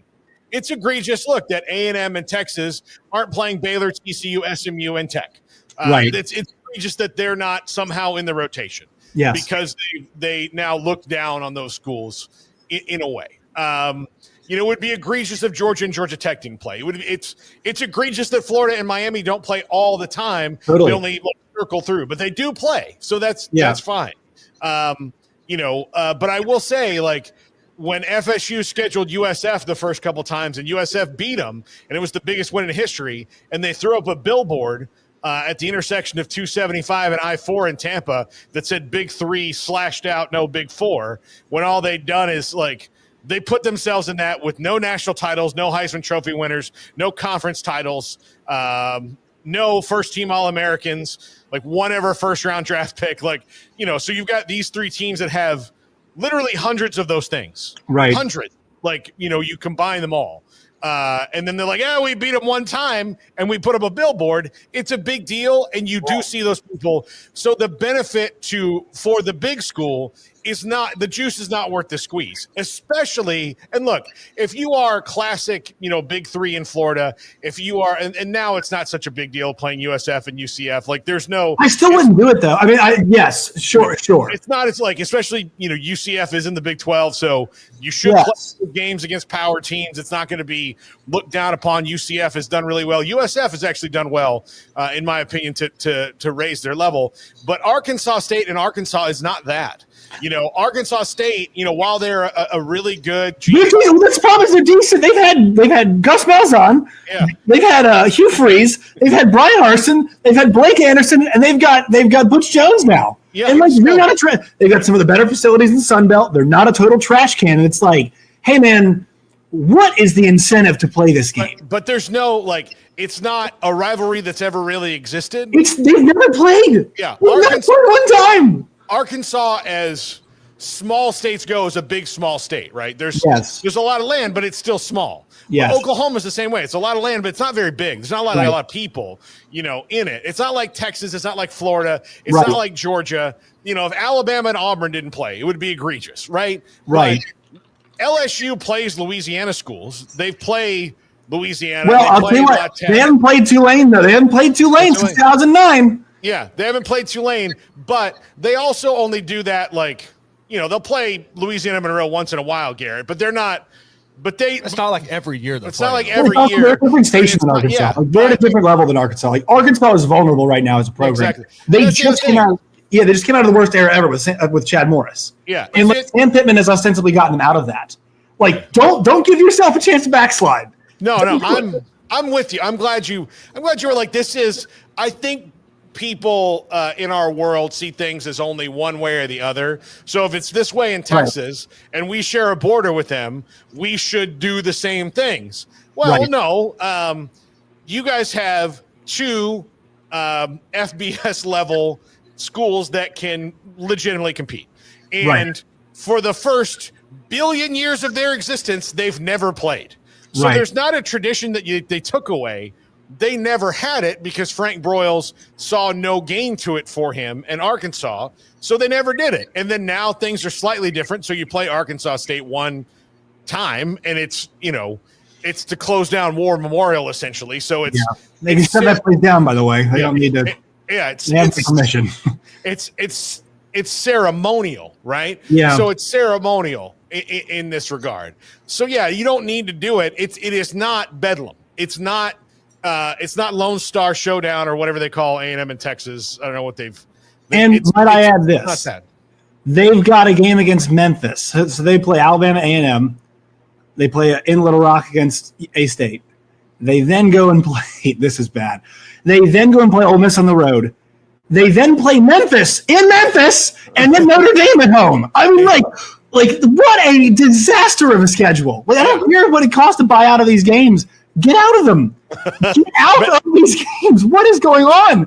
I'm like taking crazy pills. It's like, it's setting up really nice. Like potential massive embarrassment against not a terrible – Arkansas probably wins against Arkansas State. Then a road game against a team that smoked your tail last year. That one, I think it's a road game, I believe. And then they've got another one on the road against Memphis, which consistent 10-game winner. But between if you beat Ole Miss, great. It's a letdown spot. If you lose to Ole Miss, guess what? Could be a body blow effect. Why are you scheduling these games? Sorry. Just overall, it's understand who you are and schedule accordingly, please. Here's the thing. If Sam Pittman gets run, the coach at Memphis is going to be a candidate for that job. As he should be. Because he's going to have to not move very far away. It's going to be there'll be a new AD, I think, too, maybe. And look, I've run Corey off. It's too bad. He's tired of listening to just half of this conversation, and he's leaving. Josh, you can hear you yelling. So, Josh, we are in talking season, but we are in practice starting. Who are you? Who do you think America is sleeping on right now? Well, I think the one thing is how much of a reload can Ohio State do? Because they've got the three-man quarterback battle, and they've been so good. But the thing is that we've seen Michigan last year, 7-5, I believe it was, and still maintain parts of them being elite. So I want to see how somebody defends. Defending a championship. Who was the last back-to-back champion we had? Did Georgia do it back-to-back? Yeah. It was Georgia? Yeah. So, can teams do that? Because the landscape's changed pretty quickly. So retaining talent has become tougher. Obviously, and player development's always been hard too. But let's see what Ohio State title defense looks like, especially now it's easier to get in, at that time of year. But I'm really interested in a lot of these, the hot-ish seat coats. So coaches, excuse me. So what's happening at Oklahoma State? Mike Gundy, long tenure. What's happening there? Kyle Whittingham at Utah. What's happening? Obviously, that they're. They've had revolving door quarterback for a long period of time, and there's some running spread concepts now, right? Yeah, exactly. And then I'm not sure if you also saw the clip of Kenny Dillingham, but it's okay, what happens when these guys get red hot and they're high turnover teams? So Indiana and Arizona State, the high success, high turnover teams, can they do it again? Because we've seen these turnover teams not repeat it. Right? It's been really difficult to have I don't know who you're talking about. The number one would have been Michigan State, Mel Tucker. That was my first thought. Okay. Oh, no. Mine would have been a 2-10 team of the ACC. Oh, unfortunately. That's right. Yes, that is at FSU football. Right. Yeah. No, I remember like reading, like, it's funny. Have you ever like read things about like, and you read the sites that cover them, and not all of them are propaganda, but like, because the season went well beforehand, whether it's your favorite baseball team, your favorite, like all these different things, right? Like whatever it is, you read and you're like, oh, okay. But then you start, like, you look at the roster and, you go like, well, like for FSU in particular, it was Keon Coleman, Jordan Travis, Trey Benson, Jaheim Bell, Johnny Wilson, like all these guys are gone. Like that's the whole, like that is the whole of their production on offense. But literally, like outside of Lawrence Tarfili, who was the backup running back, that's everybody who scored a touchdown for you essentially last year is gone. So you've got like 6 touchdowns coming back out of 100, right? That they scored in this great year.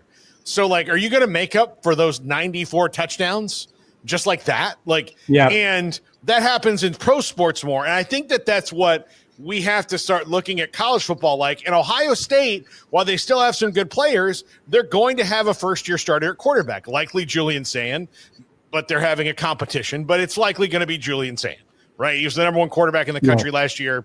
If he doesn't win the job, he's probably hurt. They still have Jeremiah Smith, but look, they lost all of their touchdowns from the running backs. Yeah, they have C.J. Donaldson and others, but like that's 2 really good, productive running backs that are gone. You have a bunch of you have not only that with Ohio State, you have 2 new coordinators, one of whom should not work for anybody but Bill Belichick, because when he doesn't, he's not successsushouldn't Like that's only all of his coordinators, isn't it? It's like everybody. Most of them, yeah. Most of them, yeah. So, so you shouldn't do that. So now here we go again. They're doing this. Now, do I think they're going to be 7-5? Do I think they're going to plummet to 2-10? No. Their coach is too good. Their program is too good. But if you told me that they went 9-3 and lost the 3 toughest games on their schedule because those 3 teams are deeper and better and have coaching staffs that are all intact, then I would say yes. They lost Jim Knowles, who's the guy who built their defense back, right? Their defense was abysmal under Ryan Day at first. Then they hired Jim Knowles, and all of a sudden they're the best in the country. Well, he took a trip over to State College, and that's where he is now. Right? Fired up to see that. That's going to be cool. With the pass rushers Penn State usually gets, good Lord, it's going to be fun to watch. Yeah. So like all of that, that's all happened. Right. Totally. And so I just think that, when you look at teams in that regard in Ohio State, there might be a dip. It won't be tragic. But the fact that they're picked number 2 in the country, to me, is only indicative of the fact that they have the best opening game against Texas, who I think is picked a little high, even though I do think they'll finish high, because we haven't seen this group of Texas players all of this. Like, just let them get there before we crown them, before they've done anything. It's funny. So Ohio State – Ohio State's 100. I'm looking at Bill Connolly's returning production right now. Ohio State's 101st and Texas is 103rd. Yeah. So, it's these teams. And I'll tell you what, actually, Arizona State, to correct that, I thought a lot of the guys were older. They're second in the country in returning production. Okay, yeah. Which is, I did not realize it was that high for them. So good job. Well, also, the only thing that dips is Scattaboo. Yeah. The hammer, right? Yeah. You need to find a new hammer. But also a note, Clemson, 81st returning production, if the guys they got in the portal are decent, then they're going to be really, really good, because Clemson's been good. And that's been my massive problem is Dabo's I refuse to take the 3 players that could finish off and polish off my really good roster. And he's I just won't do it. And it's the reason to me Dabo has been such an it is malpractice what he has done in the portal is because he has been such a good recruiter. He's built these strong rosters year after year after year and has refused to do the things that other schools have done to put them over the top. You think about Ohio State last year, you get Downs to come in there, and he's the only young guy on the defense. Only guy I believe that's below a junior or a senior. They get Will Howard to come in and as good as what's his face at Syracuse. Totally forgetting his name. Who played quarterback at Syracuse last year? Kyle McCord. As good as he was, guess what? Will Howard was like the perfect trigger man for that offense. Yeah. And it's about like the guys that you get in there to finish off and polish the roster off. And Dabo's finally maybe doing that. Okay. And he maybe had to see Will Howard, Quinshon Judkins, Caleb Downs. It's not about quantity. It's about quality. Like you have got 3 guys who are stars, like in their own regard. Like Will Howard may be the furthest off from star in that, but he's won a conference title. Played like one last year, man. Yeah, I know. So like, you maybe have said like, okay, well, a star, but he was really good. Like, look, they're the only team to beat TCU in the record. Like, all that, this epic game. He's played in big moments over and over again to varying levels of success. Give him the weapons and see what happens, because what Ohio State had is better than anything he ever had at Kansas State. No offense to any of those guys. It's a different level of buy-in financially at Ohio State. Kansas State has, especially with no salary cap like they're supposedly going to have now. So that's it. Like look, as someone who's wanted the demise of Clemson for a long time, just for my own personal team. Yeah, I just can't stand Dabo, man. But even still, it's just like, why are you not like? It's not that hard. Like you're probably the best overall recruiter as a head coach in the country when it comes to high school talent. But when you have guys who are 18 and not ready, or you do miss on guys, you miss on less. But if you miss on 3 guys at the same position in a row, like wide receivers, he wasn't really doing well at. Smoking wide receiver for the last 5 years. So, like, if you miss on those guys, it a lot of times it's not your fault you miss. It's just you missed. It happens to every single coach all over the country. You miss in that, and then you're like, what are we missing? You're like, well, these guys, Sammy Watkins used to run past people. Like DeAndre Hopkins used to run past people. These guys run with them. We need a guy who can run past them. Yeah. So why did FSU beat them for the only time in the last 8 years? They had nobody to catch a football. They couldn't catch anything. Yeah. Because look, and it went down into the last part of the game. And they had that banker kicking, didn't they? The kid got off Wall Street kicking. Yeah. Didn't go get a kicker in the portal, and FSU went and got Keon Coleman, and he caught the touchdown that won the game. Pretty good. So it's one player that can make the difference. He's just never seen that until now. The biggest thing, and I've said this 100 times, is the best coaches are the ones who fight like, oh, that kid went to Alabama and he didn't like it, but he was still kind of good. And now he's in the portal, but we were his second choice. And it's like, I never forgot about you, baby. Yeah. I never forgot, Dabo Sweeney was, you say no, you're dead to me, you son of a bitch. Yeah, no, he was such a, for a guy which is surprising because he is a snake oil salesman. So, I mean, like, he could really do the, you thought I forgot about you, baby thing. He can do it pretty well. And if I'm a Clemson fan and you're really good this year, I'd be actually maybe more upset because you've been neglecting to polish off your roster for the last 5 years. Yeah, exactly. Which is like, what the hell are we doing? Tyler from Spartanburg called. You couldn't have paid Tenorel McMillan $5 million to come play with you last year. You couldn't have done it. Seriously? You just didn't have the means to do it? No, you did, but you decided not to. So they got a good chance to. And also, okay, I'll flip this back to you, Paul. Texas Tech is 4th in returning production. Is that a good thing? That is going to be the question of all year. They're number 1 in defensive returning production. Yeah. Which, like, what does that mean? What does that mean at Texas Tech? They've augmented in a way that's probably a little bit different. They're going to be a very interesting case in this because and I think they very wisely set it for the future where they're going to recruit on all fronts. Like, it's okay, we have 15 spots open for transfers. You're going to start. We're going to get 15. We have 7. But we're also going to recruit 5-star players, which we've never been able to do before. So it's amazing. Josh Neighbors College Countdown Podcast. Look him up. He just launched again Monday, right? And then we're doing this next Monday. There's a lot of moving parts. Okay. Stuff that you got to get all squared away before you get rolling. So, yeah, squaring that stuff away. Going to start Monday, Wednesday, Friday. Monday's going to be more of a the biggest story that we had across all college football. via just not game breakdown, but just, hey, what's the big narrative? My buddy Jack Allen, Channel 7 here in Little Rock's going to come on. Some big picture stuff we're going to do. And he's gonna be able to float some stuff out. They're going to be really a lot of fun. And then Friday, we've been talking about, a big previews type stuff. Hey, what's on the line? What's at stake? Why does it matter? All of those things. I love the big picture stuff, Paul. That's me. I like the big picture conversations. It makes it fun. You can ask Jack Allen if he left Waco because it was a better job, or that's right. You guys work with Jack Allen. Yes. Yeah. You all know him very well. You can ask Jack Allen that, or if the rumors that Garrett told me is true, is that he owed money to the Sharks. So that's more likely. Well, more likely. He's Church of Christ. That man has so many vices. He seems very milquetoast sometimes, but I'm telling you, that's just the outer layer. You get underneath. You get that dude in the dice game. You get that kid in a dice game. I'll tell you all, no BS. He's the hardest working person I've ever met. Yes, he is. He is the hardest work. Never met anybody who works harder than that guy. So shout out to Jack. Hey, every Wednesday he'll be on. Yeah, his station promotes him to program director and then says, "You're the only sports guy." Wait, what? There's not no. And can I have a news photog every now and again? Nah.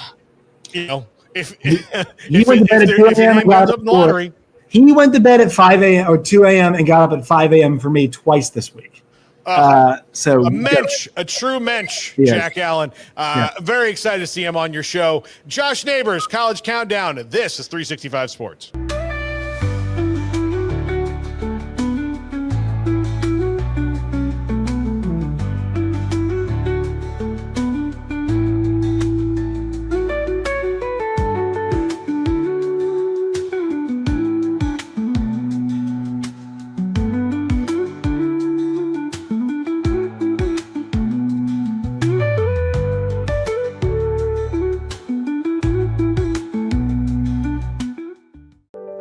Overwhelmed by your inbox? Clean Email is here to help.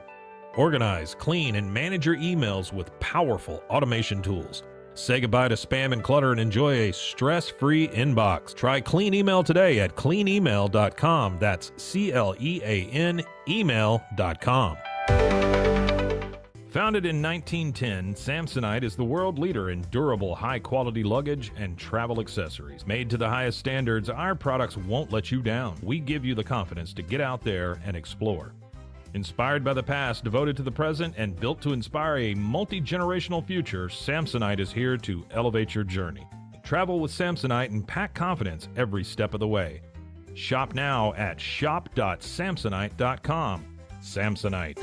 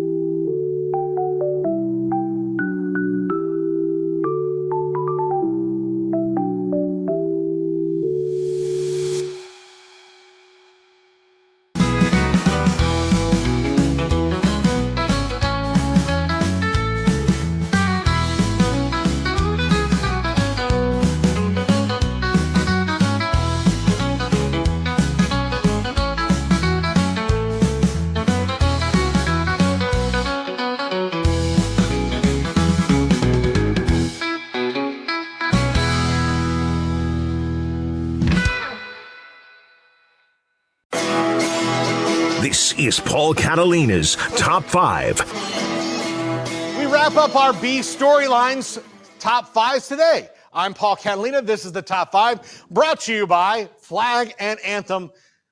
Go to flagandanthem.com. Our promo code is 365 Sports. Use that for a discount at checkout. Number 5, rule enforcement. Do they have it? They thought they did for 3 weeks, and then it changed. What is the CSC? What does it do? What are the rules that they are enforcing? All of this stuff remains nebulous at this point, and we'll probably see more of it as the season goes along, but they still have to deal with what the finality of the House settlement will be.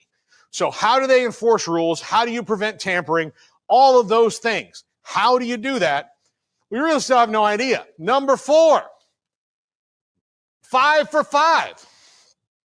And Paul, why is there a very pixelated old person yelling on the screen? Well, there are 6th, 7th year people playing college sports right now. That's not a good thing. As a matter of fact, most 6th and 7th year players don't really help you win titles. They help you fill gaps for sure, but the players who win titles at every sport are the ones who are professionals at the next level. For the most part, I know that it's not a completely blanket statement. Nobody's a monolith, all of that. But getting 5 years of eligibility to play 5, that is something that needs to be on the table and move to the forefront very fast. But they still have to figure out revenue sharing and all of this. Guess what can solve this? Collective bargaining. It's a dirty word, though. I could say the F word, the C word, and all these other words in front of the NCAA council, and if I said collective bargaining, they'd be like, you kissed your mother with that mouth? It's ridiculous. The year 2 of the 12-team playoff, as we get to number 3 here, parity. Parity is something that the SEC and Big Ten would have you believe doesn't truly exist. But with the transfer portal, I think it's starting to exist in a way that it hasn't before. We are not going to see dynasties in the same way we saw dynasties. We're never going to see Nick Saban's Alabama again. I feel confident in saying that. So do we have parity? Is it coming? Is it making it more reasonable? Well, I think that's going to be on the ACC and the Big 12 to show us that we do this year by having some of their better teams not only get to the playoff, but win big-time playoff games. Number 2, are the coaches' voices going to be heard? It was very troubling to hear from Chris Kleiman on Big 12 Media Days that there's only one coach on the D1 Council. That's ridiculous. Now, look, it shouldn't be awash in coaches, but if you want true balance, you need to have administrators and coaches working hand in hand and not have one voice that represents all the coaches, all of whom have some similar and some differing opinions. You need multiple voices, and you need practicality to come back to scheduling, calendar, all that in college athletics. And coaches need to be there to do that. And finally, number 1, playoff expansion. We're going to keep hearing about it nonstop until the SEC and Big Ten become buds again. It's going to be there. 16, AQs, 5 and 11, blah, blah, blah, blah, blah. Get ready for it. Even though there's going to be games to distract you, it will be the undercurrent that runs through the whole season.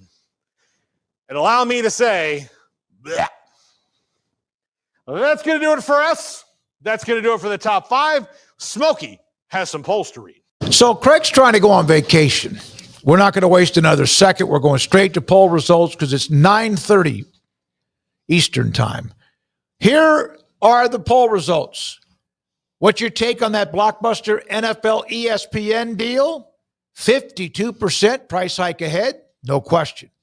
And then kind of everything else the same. Wait and see, conflict of interest, and also a streaming takeover.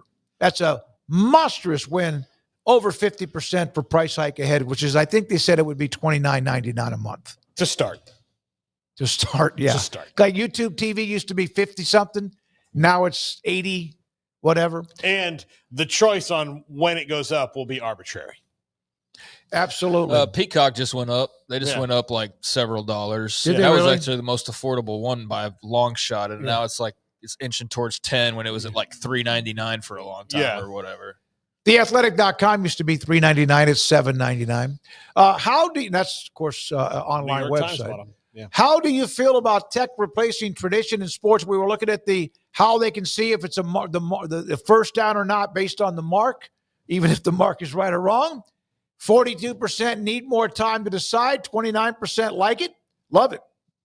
And then, of course, miss the old ways for most of the older audience. And then not a fan, 11%. I don't really know what to – I need to see it in action before I really have an opinion on it, but I'm not opposed to technology replacing things that are better off being replaced at this point in time. Like I was adamant about against the ball and strikes, and then you just see too many examples of they just don't get it right. They just don't make good calls, and it's affecting player statistics and therefore their money and the results of games. And And so if you can fix that, why would you not want to? Now, I get it, though. Like, this is just a first down marker, basically, we're talking about. But if there are things that can be improved that aren't going to, like, totally toss aside an industry, I don't know why you wouldn't pursue those things. And so I get, like, sorry, there's going to be a chain gang guy that's not getting paid as much. But, like, we can't make everybody happy. Like, I don't know. Like, it just seems like a step forward. But, I don't – I'm not all in on everything technology taking over no matter what. But in the case of that NFL story, then, that doesn't seem like that big of a deal to me. All right, so there we are, Andrew Villade, with all of what he did to put those together. Thank you, Andrew. The TV content with that New Deal NFL and also ESPN, very timely too. And then the technology. Garrett Ross, thank you, sir. Go Diamondbacks. And then Brandon Rowe, he's just done. He's like Craig and Paul and me. Thank you, Brandon, for all you do. 365 Sports at 10:30 on the CW. Craig, have a great vacation. Enjoy it. We'll see you a week from Monday. Like and subscribe. And like and subscribe. If you have subscribed, liked. If you haven't subscribed, please do. And then like too. For Paul Catalina, I'm David Smoak. Thank you so much for your time and have a great weekend.